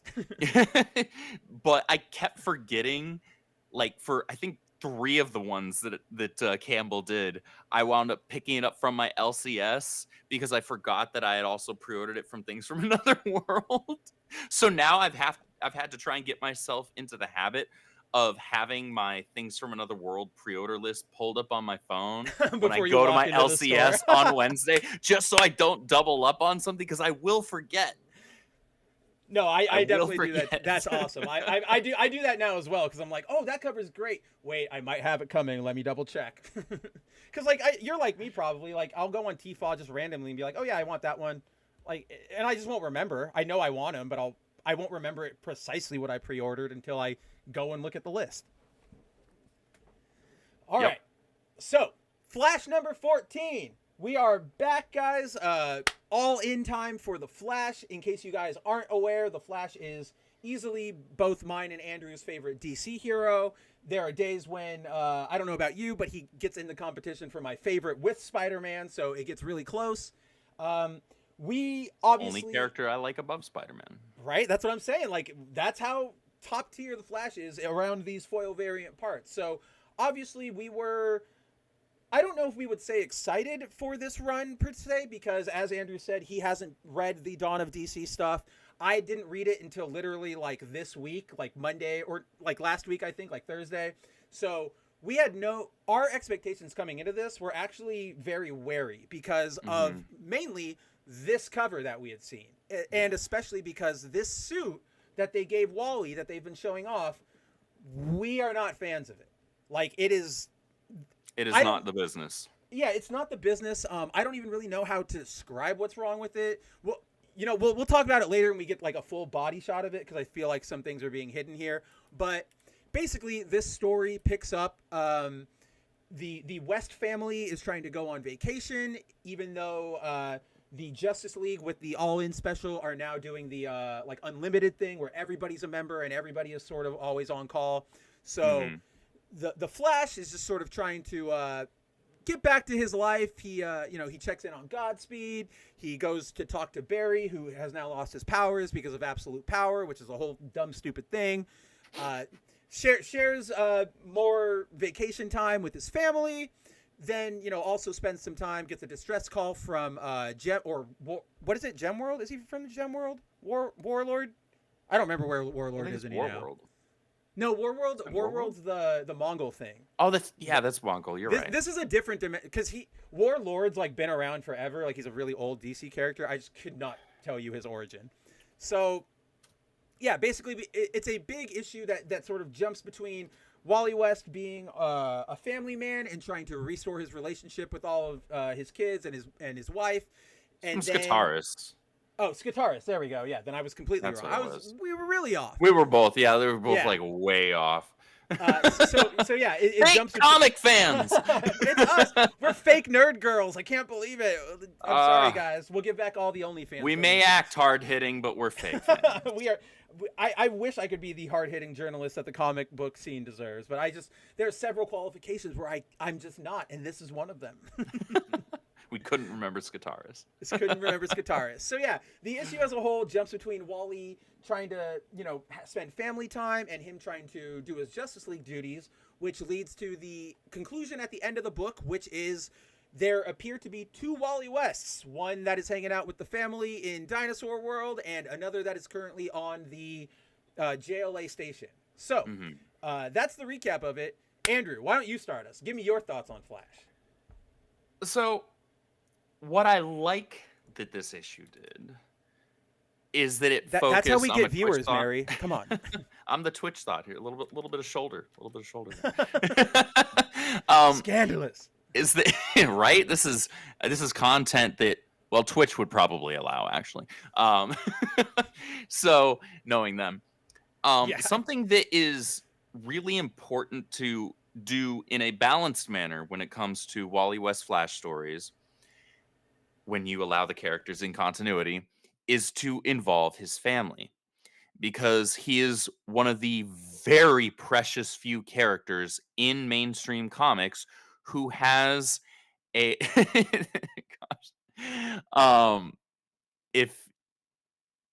that completely threw me off. He's one of the very few characters in Mary mainstream keeps comics doing that tonight from the big two, right? Freaking beautiful women, man. Is good save. That has a family. Most mainstream characters in the big two, DC and Marvel, you don't see that. Like, every now and then you'll get little bits with Clark and Lois and John when he was a kid and not up-aged and all this crap that they did with him. But most characters, you don't see that. They just don't do it. That's why it's so refreshing when it does happen. And Wally is that guy to do it with. It actually adds a whole other layer of meaning on and depth to the whole Flash family bit, which is a Wally thing in the first place. So involving his family in his stories when it's appropriate is really good and really important. And I like when they do it well. And this premise is fun because it's like it starts off the issue with him saying, like, I need a vacation, right? I deserve a break to spend with my family. And there was that nice little back and forth. It was like, everybody kind of probably deserves and needs a break, Wally, right? And it's like, you're not unique in that regard that you're working hard, but he does actually have a full-on family. He's got, you know, a wife and 3 kids now. And he's like, oh, I gotta, you know, somehow figure out how to split my time here, you know, between spending time with my family and making sure that they're my world while also trying to protect the world, right? And so it's I that, love that, fun by the way. balance. That is the extra sauce to this particular narrative or this take on the story that I really like. It's not just I need to show my family that I have time for them or I care about them. It's like I need them to know that they are special to me more, like, and that's a different set of challenges. Like, Wally can hang out and be physically present, but making them feel loved and listened and cared to, I'm like, dude, yeah, that's awesome. Like, I like that bent of it. Yeah, absolutely. And Wally would be that guy that would genuinely try to make that happen, make that a reality rather than just, you know, theoretical in his head. And so it turns out that, you know, he is doing that, but he's also on a mission for the Justice League here, which is great. So, yeah, and it both at the vacation spot. So like he took them to that vacation spot because he's on recon for the Justice League there, but then he's also doing work with the Justice League up at the Watchtower. Like actually and so, up there, yeah. And that's the super interesting thing because it's like how. So there are members of the Flash family that can technically be in 2 or more places at once. However, it comes with a caveat. It's not a literal thing. It's typically Speed Force scouts, like in the case of Bart. Or Godspeed also has like a similar variation of that, though he hasn't used it in the full scout capacity that Bart has. It was just in that that initial story arc with in Rebirth, where Godspeed is moving so fast that he is in multiple places at the same time, and he says that line where I can do what no other speedster, whatever, no other Flash can do. Like Goku, like he's just going so fast that it looks like he's in 5 different spots, but he's just hitting all those spots like constantly. Exactly. But this is something completely different. This is new, yeah. And you pointed out, and I had noticed this as well, that one of these Wallies is wearing the Flash ring that Barry gave him. Right there, yep. This one is, and then the one on the Watchtower is. The one on the Watchtower, but then this one, no ring. This Barry, no Flash ring. Oh, curiously, is not. Bonk. Yep, no Flash ring. Mm-hmm. Completely normal. Now, we had I wouldn't even really call it a debate. It was really more of just a curiosity pose. Yeah. Like, so was that just like a oops by the artist forgetting that like Barry gave him the ring, or is this an actual narrative choice? Like is this something that means something to the story? And I still agree with what you and I sort of ended on, which is that we don't know this artist well enough. We don't know their work. This is sort of, at least for me, I think this might be one of the few times I've seen their work. They've probably drawn something else, but I just haven't read it. So I don't know if it's intentional, like an artist error. It's sort of one of those things that could be, because those do happen. Oh, they happen all the time. Some of the best artists will still make a mistake. Right? I mean, there was the we looked at that one. I don't even remember who drew it, but that Green Lantern, remember, where his arm was like he had the like ring up, but his arm looked flesh colored because of the way they screwed up the white coloring and lighting on his glove. Remember that? That's like way long ago. That's from like foil variant number 1. Yeah, no, I do remember. That was from the that one shot. Oh yeah, that's right. The Civil War. It was from one. the That's right. That's right. So yeah, like where neither of us knew what the hell was going on, and still don't. Because neither of us had been reading Green Lantern, and so we were just like, yeah, well, I'm lost. The second a Yellow Lantern Kilowog with a Green Lantern emblem appeared on my page, I just went, I don't even know. I don't even know. I don't know where I am. I don't know when I am. I don't know what I am. It's like I need an adult. I'm gonna call somebody. Mark Waid, can you please tell me what's happening? I'm scared. Right. So, yeah, like narratively, I think this is a good.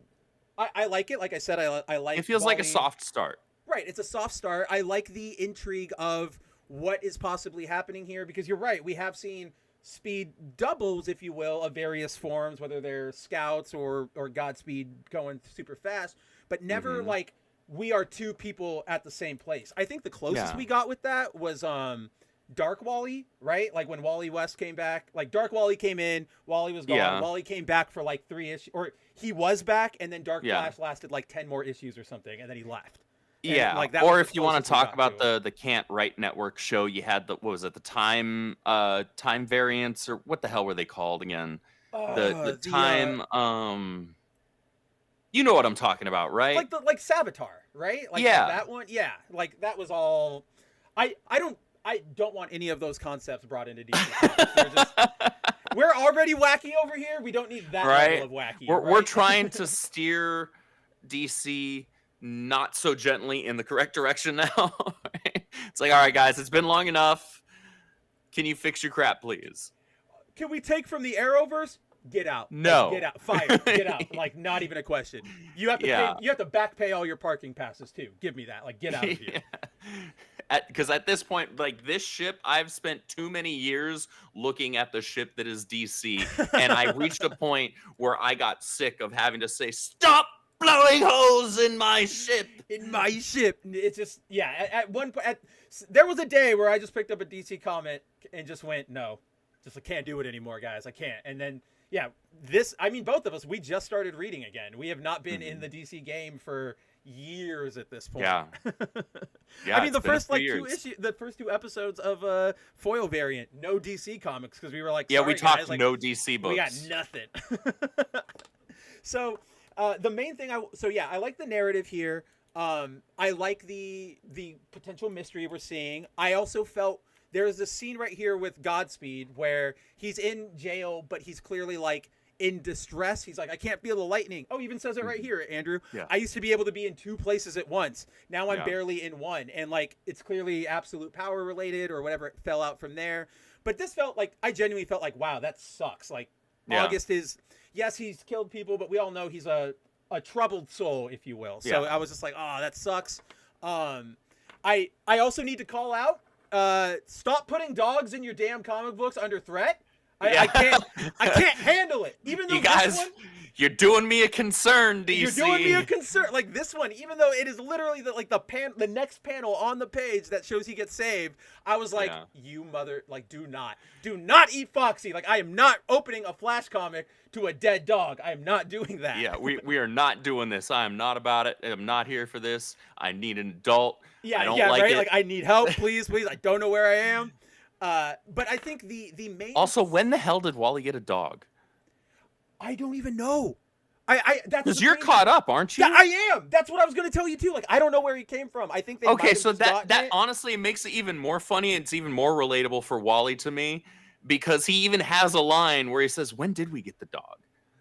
Oh yeah, he does, huh? Yeah, he's like, when did we Yeah. get a dog? That's true. So yeah, they're playing fast and loose with it, which DC is doing that a lot of like cold opening type of things, and Yeah. I think sometimes it works, like it works here, but I like with Green Lantern, they did everything Green Lantern because I went and I caught up with Dawn of DC Lantern, like the United Planets, the different color spectrum, all Sinestro losing his yellow, all of that is sort of like you start the story with that all having happened, and everybody assumes that you know that, and then they like backtrack. It's kind of a mess. It's interesting, but it's definitely really hard to follow.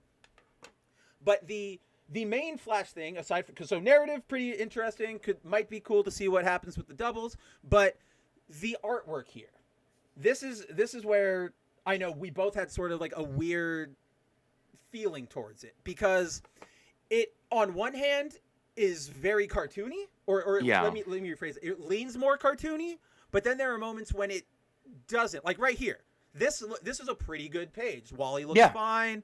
The kids' expressions, even Fluffy down there, or Foxy, whatever his name is, everybody looks great. But then we get to like a lot of the scenes where it's like people talking, right? Like this one with Barry. All of their faces are really like exaggerated. Their eyes are really big. You know what it felt like to me? It felt like somebody learned how to draw heads from Todd Nauck and then bodies from like somebody else. Like that's how weird it felt to me. Yeah. But, yeah, like a little too cartoony for my taste. Yeah, I was like when I opened up the book and saw the interiors, I was like, oh,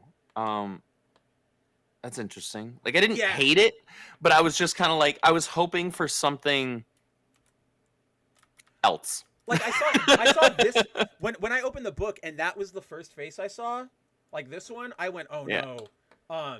Do you know who Riley Rossimo is, Andrew? She's a DC, or he's a DC artist. Does a bunch of stuff, but he the name isn't ringing a bell. He's done issues here and there of like like Justice League and stuff. I can't think of any like runs that he's done off of his head, but his style is like this. Let me just pull it up because this is what because it's relevant. It's relevant. I promise. eBay. I don't need eBay. What do you got for me, eBay? Open image. Grab it. Go to our thing over here. Oops, I didn't hit enter. That's still Spider-Man. So have you seen like this artist before? Oh yeah. I've seen that cover at the very least. Yeah, so this is Riley Rossimo. They have a very animated style, as you can sort of see. Like Batman's jaw is a little more like pronounced. The eyes are like wider. John is clearly being a little more expressive. It's not awful, but I do often feel like it leans too stylized for what I want from a comic book, or at least from like a main comic. And that's what I feel like it feels like something that it has probably has its slot and it has its books where it would be appropriate, but the Flash doesn't feel like it. Exactly, but that's where like put that on maybe Teen Titans. And I think you might have something there, right? Or like a Plastic Man book, or I'd even go so far, even though I hate the idea, put him on Harley. Like this might Sure. work for the new Harley crowd, right? Especially if you're doing some like incredibly zany Harley crap. Right, exactly. The more like mallets and explosions and everything all over the place. But when we just have this in the regular Flash book, I don't know. That's the feeling I got, was like, oh, I had to check. Like, is this Riley? And it wasn't, but it leans like a little to Riley, a little away from it. I don't know. I don't think I'm a big fan of it. It's not bad, but I'm not a big fan of it. Yeah, same. I think we're both in the same boat on this one when it comes to the art, for sure. And then there's the other weird part that I think we should just bring up and like show or like tell people, because I still don't even know what they're doing here. But if you guys have noticed while we've been flipping through this book, they do a lot. This book, and it's the only DC book that does this, plays really hard and fast and loose with its like capitalization and fonts. Like you see, like for example, right here you see that there's a lot of like, oh yeah, it's all standard text size, But then, whoops, I didn't mean to zoom in. There's like right here, like it's heavier than it looks, and it's very random where they decide to have. Oh, like this is a really bad one, right? Like the kids are all going crazy, but then for some reason Wally is like not. He's got standard capitalization, and like I think you both of us were like, that's maybe he's whispering, but they don't do this for whispering. If you're whispering, it's not usually how you do whispering. No, you do it like maybe you put like brackets around it, or you do you make it a little bit smaller font. You don't. Yeah, you can make the font a little bit smaller, and you could tighten it inside the bubble to where it isn't filling out the bubble like as much. You have a little more empty space. Sometimes you'll also have like, it won't be I forget the terminology for it, but like a dotted bubble, right? Instead of it being a smooth line, how it's like lines broken up. You have just a little bit of a space in between each one. Old school Kirby style. Yeah. So the lettering on this book probably bothered me more than anything, where I was like, what is happening right now? No, yeah. And it especially bothered me, and you probably felt it from the same bent. If you guys remember, the only time I can really think of fonts playing like this is the differentiator between Earth 616 and the original Ultimate Universe. Because in original Ultimate, they did the lowercase, everything properly capitalized text, whereas in 616, it's all the big one. And like that's sort of, they still do that to this day. Like the Maker still talks in the lowercase. when Miles is in a crossover book and it's normally written by Hickman, he will also speak in it, but the main book has long forgotten that bit. So I always liked that because it sort of was like, it's another world, but it's very close to this world, but clearly like there's something that sounds a little funny, or maybe their like pronunciation is off. But this is just, there's no delineation here between what they're aiming for. It's just like, it feels directionless. It just feels like they decided to, I don't know, spin the wheel and see what it landed on for that bubble. And like, how are we going to letter it? Like, it doesn't feel like there was purpose behind it. And it just, it doesn't feel like there's purpose behind it. And again, I think at least for me, the bigger issue here is that this is the only book that does it. Like, it's the only book. No other DC book. So to your point, it's so directionless that it's breaking away from everybody else, where I don't know what, does this mean lower cases mean something different here than they would in Detective Comics? I don't know, because they just go willy-nilly. So it's stylistically, I think we could say it's a little bit all over the place. Maybe not necessarily awful, but questionable. I think probably might be the best way to go there. Oh no, I didn't mean to switch our windows. But yeah, I think at least for me, I'm interested to see where we go here. I hope that story-wise, I'm interested. Yeah, story-wise, I'm interested. As somebody who is caught up on Spurrier's run, I am very interested. And I'm not going to go into it because I know you still got to catch up, but I'm interested to see how Spurrier plays off of the pre-all-in Flash things.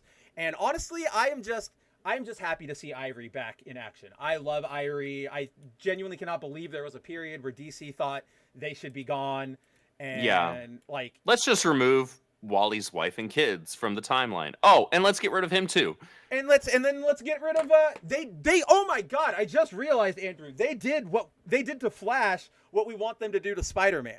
They were like, get rid of Max Mercury, get rid of Jesse, get rid of Bart, get rid of Wally, get rid of Jai, get rid of you know what? There's only going to be one Flash, one Kid Flash. That's it. Like, I wish they did that for Spider-Man, where it's like, all of you are gone, one Spider. One Spider-Woman, because you're not technically related to us. Yes.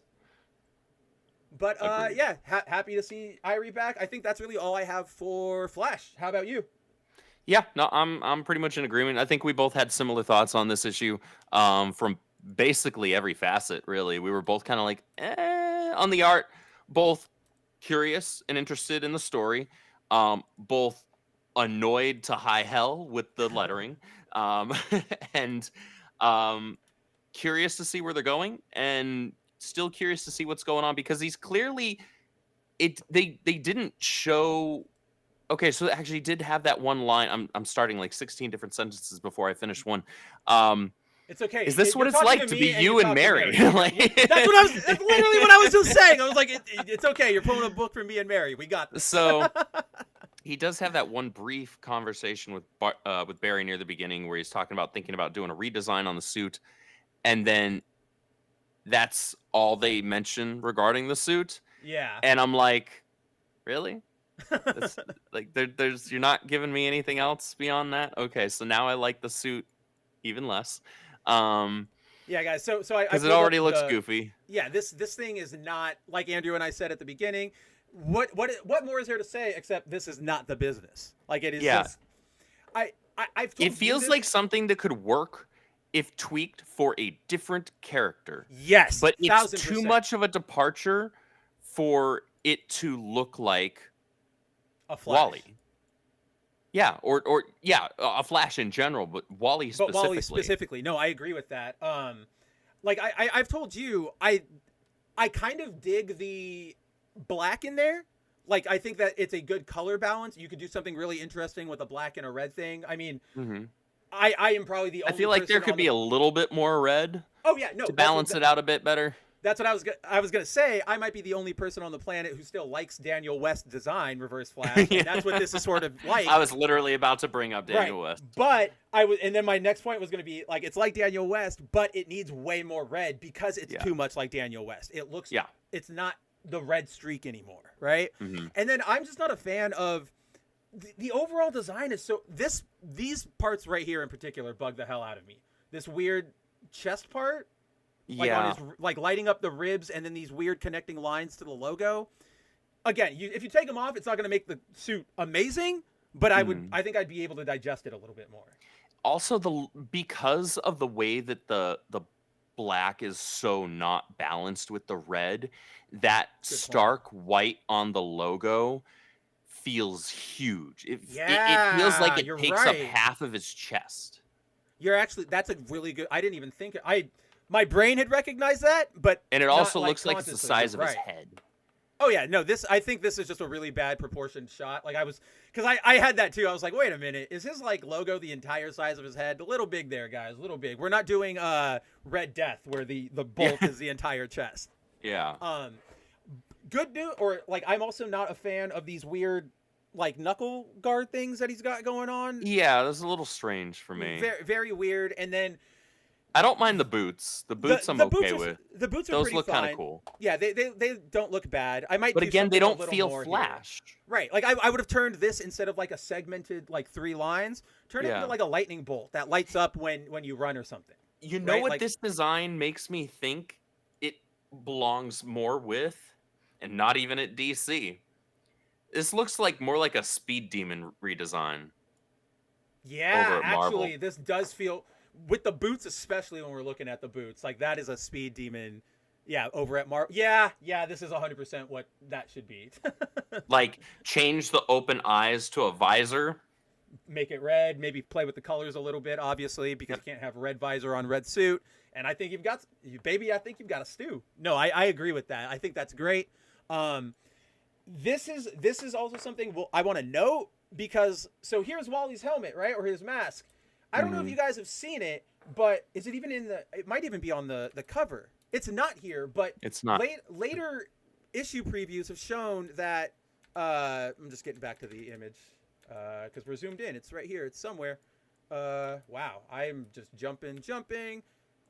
Okay, it is that last page. When you're zoomed in and you can only see like people's feet, you have no idea what page you're actually looking at.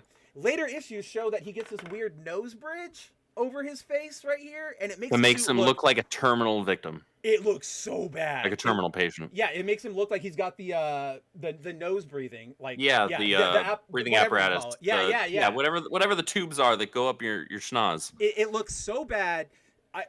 It's weird that they don't have it yet, which means, like, is it a plot thing? Which is, like, why would it be a plot thing? And also, like, if they didn't put the nose guard on, I wouldn't be opposed to the black sides. Like, the black sides might be cool, but I know what's coming. I know that the nose bridge is coming, and it looks so bad. Yeah, it looks genuinely atrocious. So, yeah, that's Flash. Good to see that DC is actually putting him in a good place, that they respect Wally again. They love his family. I think we're both on board for that.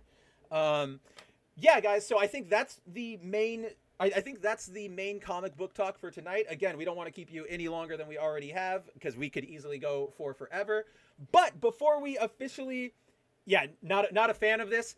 Again, the writing has promise, but the art, the aesthetics is very. What are you guys trying to do here? Yeah, exactly. Right, Mary? Love that he's a family man. I think that was something that sort of, we Andrew and I talk about this all the time with Spider-Man, right? There's a distinct lack of good family depictions in not just comic books, but media. In media.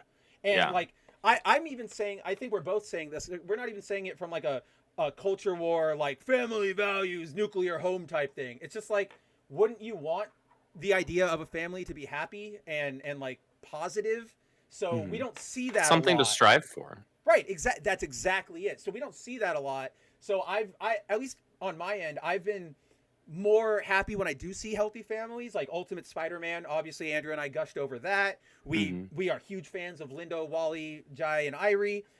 You haven't seen it yet, Andrew, which is completely fair. But in Venom 3, there is a side character, or there's a Eddie links up with a family who's going on like a road trip, and he gets a ride from them, and they're like a hippie family, but it's like hippie dad, hippie mom, young like 8-year-old, 10-year-old son who's still sort of like wide-eyed and has like hopes for the future and is like open to their whatever they're talking about, and a teenage daughter who very much spends a lot of her screen time doing the like teenage daughter thing, like we're going on a road trip, more like a kidnapping, like being a twat. Huh? Being a teenage twat. Yeah, exactly. Being a teenage twat.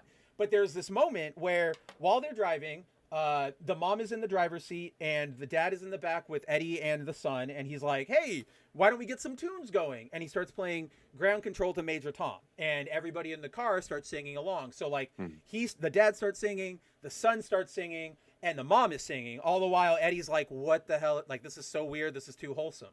But the reason I keep pointing the scene out is during that sing-along, there is a shot, like, you see the daughter is in the passenger seat, and she's, like, looking out the window, like, sulking, but she starts, like, she's singing. Like, she's mouthing along, like, she's singing. Her mouth is mouthing the words? Yes, exactly. And then the mom notices that, reaches out, and, like, squeezes her daughter's hand, and her daughter, like, looks over, manages to flash a smile, and then earnestly joins into the, like, sing-along.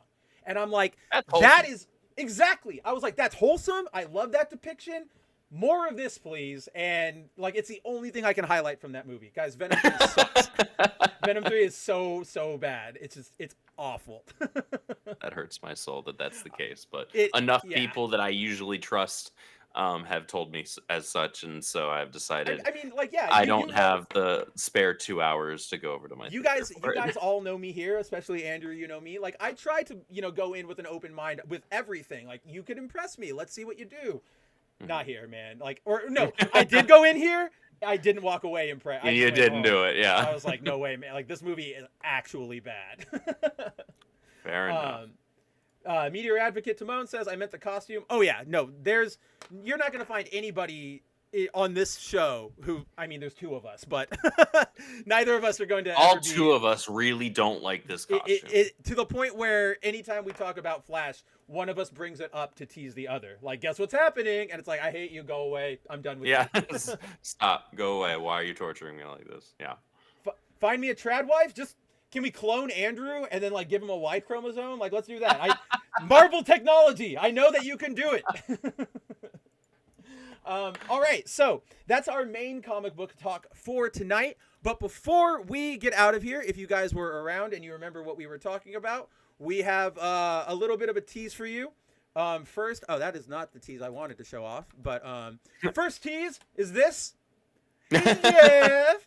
Name's Jeff. My name is Jeff. So yeah, definitely excited for this one.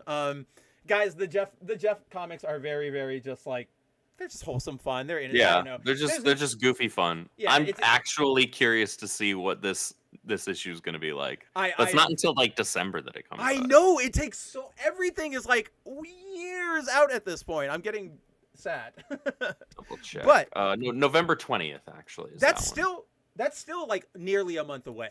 That seems really long for. And Venom War 5 is the 27th. Venom War 5 is 27th. Wow, right? We're ending the year right on it.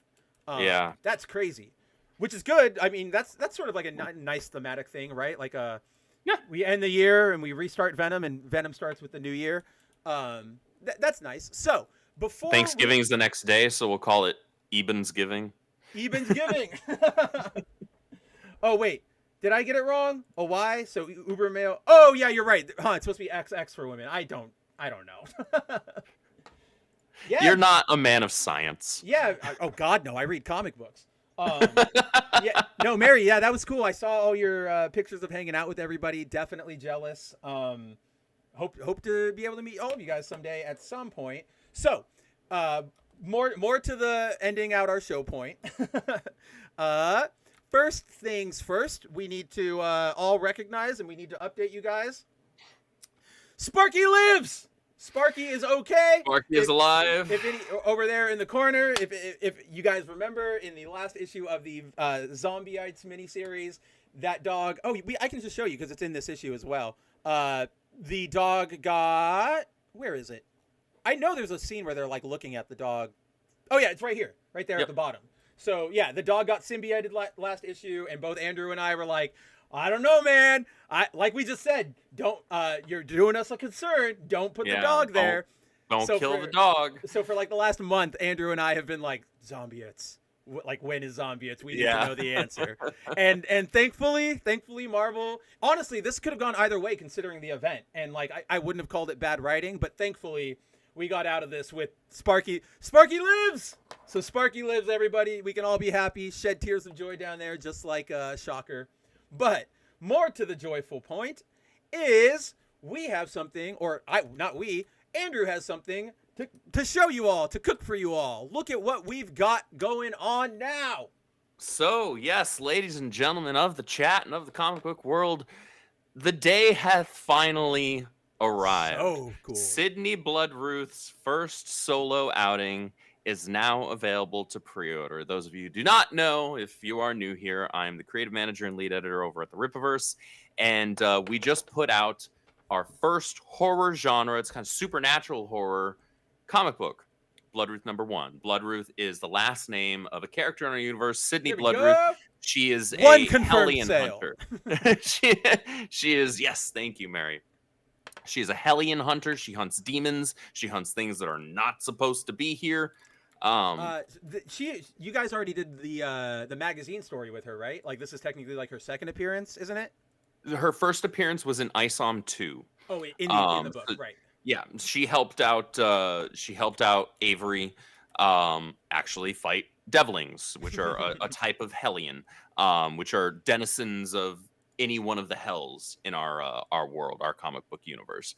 And she hunts those things. It's actually a family business. Can I interject right there? I fucking love that idea of like there are multiple hells, because like in your universe or whatever, I don't know how you guys have deviated them up, but I like that there are multiple ones, presumably for different groups, and you kind of all consider them like they're all in the same neighborhood, but they're different houses. I really like that. That's cool. Yep. Thank you. That's a credit to Eric. That good, because that will negate the criticism I'm about to give Eric, which is that all these damn thumbnails he keeps putting up with the Veilguard edits, like of him as the elf, they give me nightmares. Nightmare fuel. I know. It is so terrifying seeing him as like a man. I have to look at and approve these thumbnails, right? I have to go, I hate it, but I know it's going to get views, right? Oh, yeah, no, of course. No, it's fantastic graphic design. It's still just like, right? Like, it makes me need wrong. an adult. Like, yeah, like report on YouTube. Like, I'm going to check all of it. Hateful content, spam, like, just get it out of my face. Exactly. But this story is a fantastic supernatural horror. You're going to find out that Bloodruth's family actually has a curse attached to their bloodline. And while I'm not going to explicitly state what it is, those of you who are, we'll say, biblically educated might know what that blood curse or what cursed ones might actually be referring to. So there's a really cool story written in there. This is not a comic book for children. Let me be very clear about that. This has some really gory, grotesque stuff. At least in so much as comic books can. And I say gory and grotesque. It's not like watching some like gore porn, not like horror Hostel film or something. No, it's not like that. But I mean, we're talking like, dismemberment of demons and things like that. And so it's definitely a darker book. But I mean, she's killing demons. How mad you gonna get about that, right? Like, I'm all about it here. I'm a Devil May Cry fan, so I'm all for it. Like, let's go. No, that's gonna be awesome. But she's awesome. She's got 2 wolves. They're called Shadow Wolves specifically. They have their own special powers and a dragon with her as her familiars.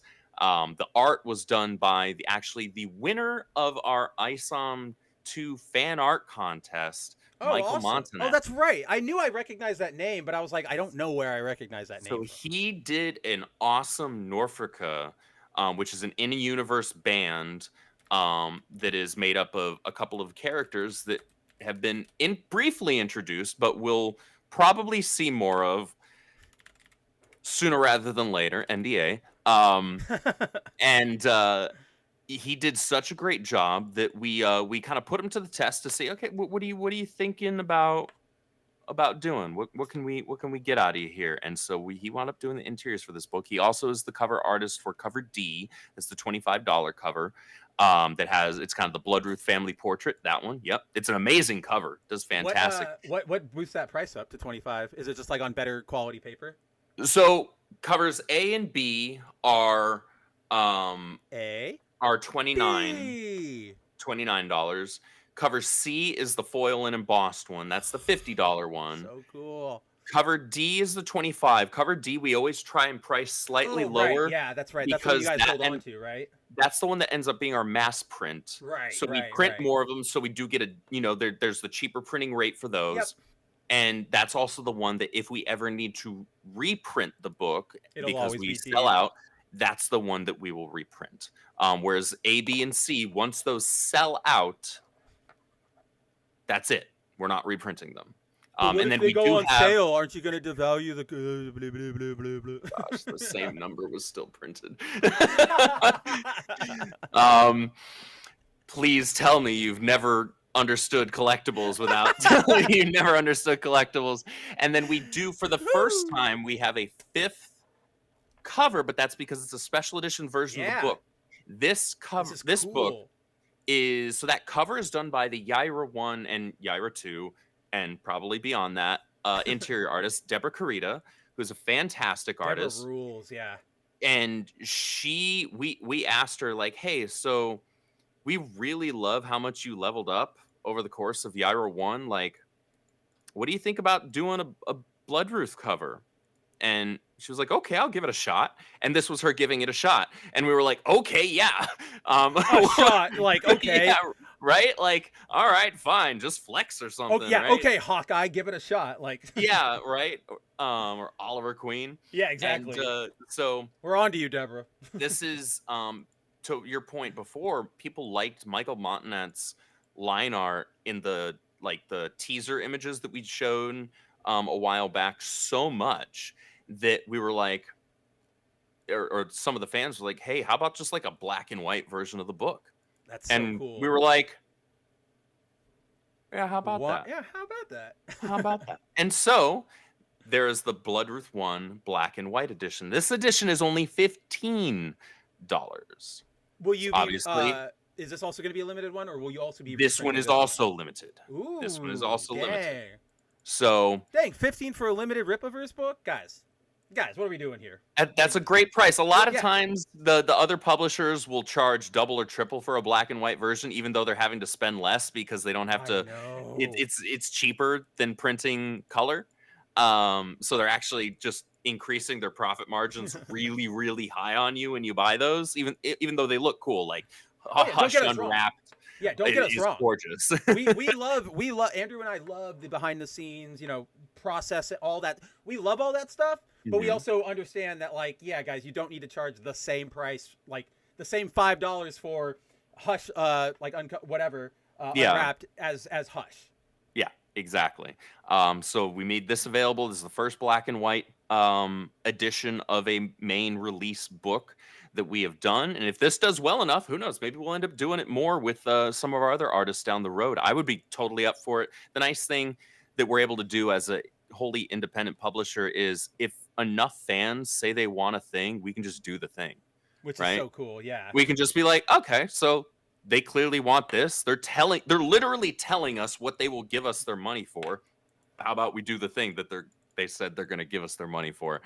So I would encourage everybody to check out the Bloodruth 1 collection. Understand Mary Jane and Peter, that it's not a good, nobody likes that. Oh yeah, nobody wants that. Nobody wants that. It's actually a very small subset of fans, right? Vocal minority. Actually, when you end up like getting like when Ripaverse blows up and you're a full on like big 3 publisher and you have your office, I imagine you're gonna have like the cover for One More Day, like hanging behind your like seat, just like a big slash through it, like no. Don't even come into my office and even offer that idea. Like, get out of my head or get out of my face. Yep, exactly that. But I would absolutely encourage people to check this out. The book is fantastic. It's a great read, 96-page graphic novel. Full color if you buy the colored versions, black and white line art. Michael does his own inks. Like Oh, a lot of our cool. artists actually that we work with end up doing their own inks. So, and that's always a cool thing to see artists that have, multiple tools in their belt. Oh yeah. Because I actually had this conversation with our artists on the artist podcast earlier this afternoon. You can check that out on the official that Rippaverse out. channel. I'll also add the link after the show down below in case you guys need to see it. I didn't have it when we went live, but it will be. That would be awesome. I didn't even think to send it initially. I should have done that, but I already had it. I already watched it. Okay. It was in my. It was like the most recent video I watched. It was easy to grab. Right on. Cool. But a lot of artists understand their lines better than anybody else. So a lot of them, or at least really, really good ones, that have the time and the kind of patience to learn the skill, they'll learn how to ink so that they don't have to worry about an inker misinterpreting their own lines. You just made me sad. I'm sure all of our viewers just saw me get a exaggerated frown, but I was like, man, Sarah Pacelli, come on, girl, you need to do your own inks. Your art gets thrashed too much, and it's not fair. Right? Yeah, some artists' work gets absolutely destroyed in the ink or color phase. So yeah, Michael does all his own inks. So you get those unadulterated inks and lines in the black and white edition of Bloodruth #1. Please check that out on the collection page. We actually, we're not at the 24-hour mark, but we are at the $200,000 mark already. Let's and almost. You don't have the campaign page open like you guys did for the. Oh wait, maybe I'm on the wrong one. It's right. I can send it to you here. Yeah, we always look at that. I just DM'd it to you. Yeah, we're at 213K and coming up on got it. 220K, and we are 57 books away from 4,000 books sold. That is for awesome. A graphic novel. That's great numbers for a graphic novel. Like, guys, this is remember, these are this was just from today, right? Like, you guys just opened today. We launched sometime between 2 and 3 a.m. Whose time? Your time? My time, yeah. So what the hell? It hasn't been nearly 24 hours yet. There's a lot of time for this thing to go further and further, and I'm excited to see where it goes. People have been really looking forward to this book, and the turnout so far is proving that. So thank you everybody who has supported Bloodruth #1. Horseman, Welcome to Florist Park is also still live. And will be for another, I think it's like 18 days or something like that. So check that out as well. Because we are just over 1,000 away from 700K on that book. That book, I'm so happy to see such success for Chuck and Joe's work, because those two are monsters of creators. Oh yeah. They just kick absolute ass. So thank you everybody for all of your support of these projects. You don't have to. We're only able to do it because of you. It's up at the top. Should be up at the top. It wasn't. Oh wait, it was all the way up here. Yeah, never mind. 18 days. I was right. 18 days, 2 hours. I was looking here and it's not there, but it's here for Bloodruth. See? No consistency.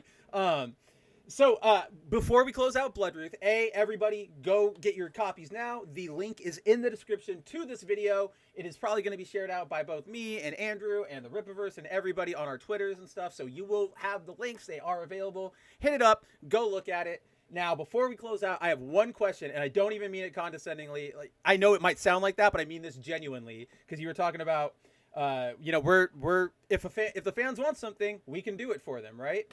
Genuinely, were there that many people who were that interested in? Dang it, go back. I had it, but then I had to go look at everything. And in the plushie, I love it. Like, I think it's so cool. But I'm like, dang, like in a good way. Like, dang, so like that many people wanted a plushie. Like, that's awesome. So in a Bloodruth plushie specifically, no. But we have had a lot of fans either emailing us, sending us in tickets. I don't know why they felt the need to send in help tickets for it. Just like send the email. Like, we'll look at it. But we appreciate it either way. Or mentioning on our various social medias, like, or even in like live stream chats, like, hey, like because there are YouTube content creators that do plushies of like themselves or whatever. Oh, yeah. But like, we have characters, and so we did actually genuinely have fans that were like, hey, like, do Rippaverse plushies, like, of some of these characters. Awesome. And we're like, All right, well, let's give it a shot and let's Let's see look how it into does. this. And Yeah. if that actually translates and bears out into like decent sales, okay, then we'll do more. Because this is Simple the as first that. one, right? So let's Yeah. see how she does. Let's see Sydney's how the she does. first one.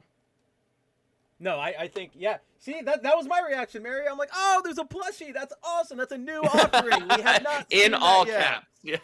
Oh, she's already got like 9 on pre-order, I'm sure. I'll get you a plushie, Mary. Oh my gosh, you can't insider trading or Insider trading, is that what that is? I'm trying to nepotism. Both terms don't work, but yeah, calling you out. Now I get to make like 70 videos about calling out the Rippaverse. Now I've got you. You should actually dedicate, an 8-hour live stream to it every single day. I mean, I would, but I should be drawing. Might make some money. money. Should be drawing. Oh yeah. But yeah, so guys, we are closing out here for the night. Go get your Bloodruth plushies. Go get all of your Bloodruth covers. Make sure you grab cover C. The foil ones always go very, very fast. Remember cover D, that's going to be your retail one, so you'll have chances at that. This one, I imagine, is going to go very fast. So go get your black and white editions now. And yeah, I think give you a moment. I've still got the Mavatar up on this one. We will close out here. Starting. We'll just go around. It's 2 of us. I don't even know what I'm trying to say. I'm used to doing like the. I know. I'm like used to doing like the 4-person panel. So I'm like, we'll go around. The 0-1 and all that. Yeah, exactly. Yeah. So, Andrew, what have you got? What have you got going on? Just a lot of promotion for Bloodruth right now. Also, I meant to mention this before. Jay David's Achromatic Chronicles Green. So if you have young readers in your household, it is a family book. It's a thick book. It's like this thick. It's an all ages story, story of self-discovery and adventure, written no politics, no socio-political nonsense. It's just meant to be a fun adventure story, very wholesome for younger readers and for families to enjoy together. So Jay's Achromatic Chronicles Blue did extremely well. Green is off to a strong start, and we're really excited about it. Definitely check those out if you have younger readers. Obviously, it's more younger reader oriented, and so you're not going to be seeing anything like crazy in terms of content. It is very much meant to be something that's wholesome for families, and I think that's important. There's a niche there that needs to be filled. That's content that is directed at kids, that isn't indoctrinating them with anything, isn't exposing them to adult content that they should not be exposed to. There's enough. They're going to get exposed to all that crap eventually. There's no need to expedite it. Rush them into it. Yes, exactly. Expedite. Let kids enjoy kid material, right? And so that's something I think it's fantastic to hone in on. So definitely check that out. Outside of that, we are not done with Rippaverse announcements for the year. There will be more, and there might be more news coming soon on a lot of cool things. So Bolo all the Rippaverse channels. Awesome. And yeah, guys, if you want to pick up Jay's Achromatic, you can it's on Ripasend, which is on the main it's on the main, there's links on the main Rippaverse website as well, right up there. But just in case you go looking for it, it's not going to be on the main Rippaverse website. So just just make sure. It's easy to find, it's not hidden, but I just wanted you all to know that. Yeah, so you've also got streams though, don't you?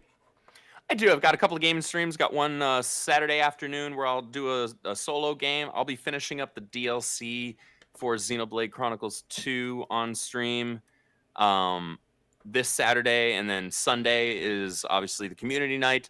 I think that's going to be the first community night stream. For in a couple weeks, but the first one with the new Mario Party. Nice. So I still need to download that because I haven't yet. You've got 3 days. You've got this. I can do this. And then High Council's Tuesday still? High Council Tuesday nights, World Class Bullshitters, co-host over there. Me and Jeff and Script most of the time. Have a great time over there, having a conversation with everybody in the chat and with each other. Trying to tell it like it is, which is why people yell at me. But that's fine. I'm okay with it. I can be the black sheep. Oh yeah, no, I mean, we both accepted we're not going into the echo chamber. So the fact that we don't, I know a lot of people do not like that. So, yeah, guys, check out everything Andrew's got going on over there. Obviously, I'm not on those shows, but I'm always in the chat. If you want to see me over there, I'm always watching. I'm always hanging out.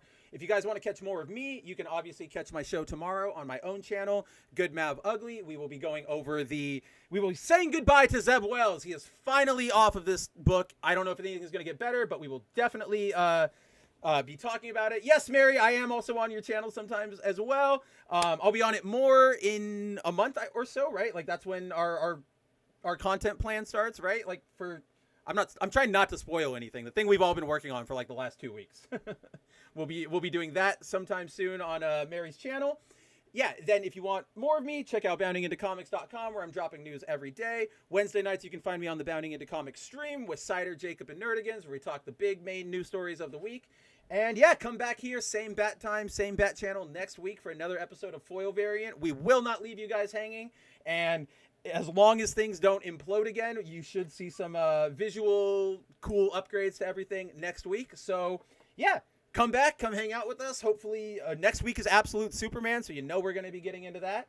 And I expect to see absolutely all of you on Saturday over at Andrew's stream, or at the very least Sunday for Mario Party. I cannot express how excited I am to see all of you guys play that. I'm not a Mario Party guy, but I'm going to be there laughing my butt off the entire time. So Mostly laughing at me, I'm sure. I mean, Zero's pretty bad too. No, I'm kidding. I'm kidding, buddy. I know. Yes. So with that, guys, we will sign off. Take it easy out there. Go read some great comics, and we will see you all very, very soon. Godspeed. Whee! Never before have we had greater face a complex, rapidly changing world. Think of it a moment. It is a world in which supersonic speeds are commonplace. It is a world that has seen the coming of the atomic bomb. It has seen the rise of the total state, the dictator, and the mass man. It is a world of new sensations, new excitements, new distractions. So much to be learned by so many in so little time. And I suppose you're here with no agenda, as per usual? On the contrary, I'm here for comics.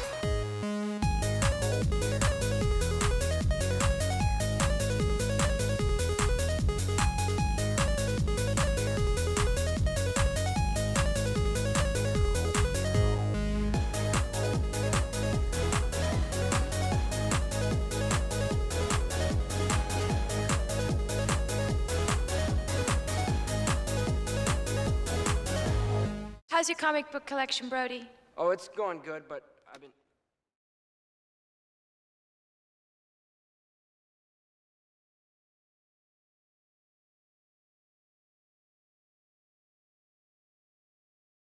If you can remember all the little teases you've done. Uh-oh, we're back. Hi, everybody.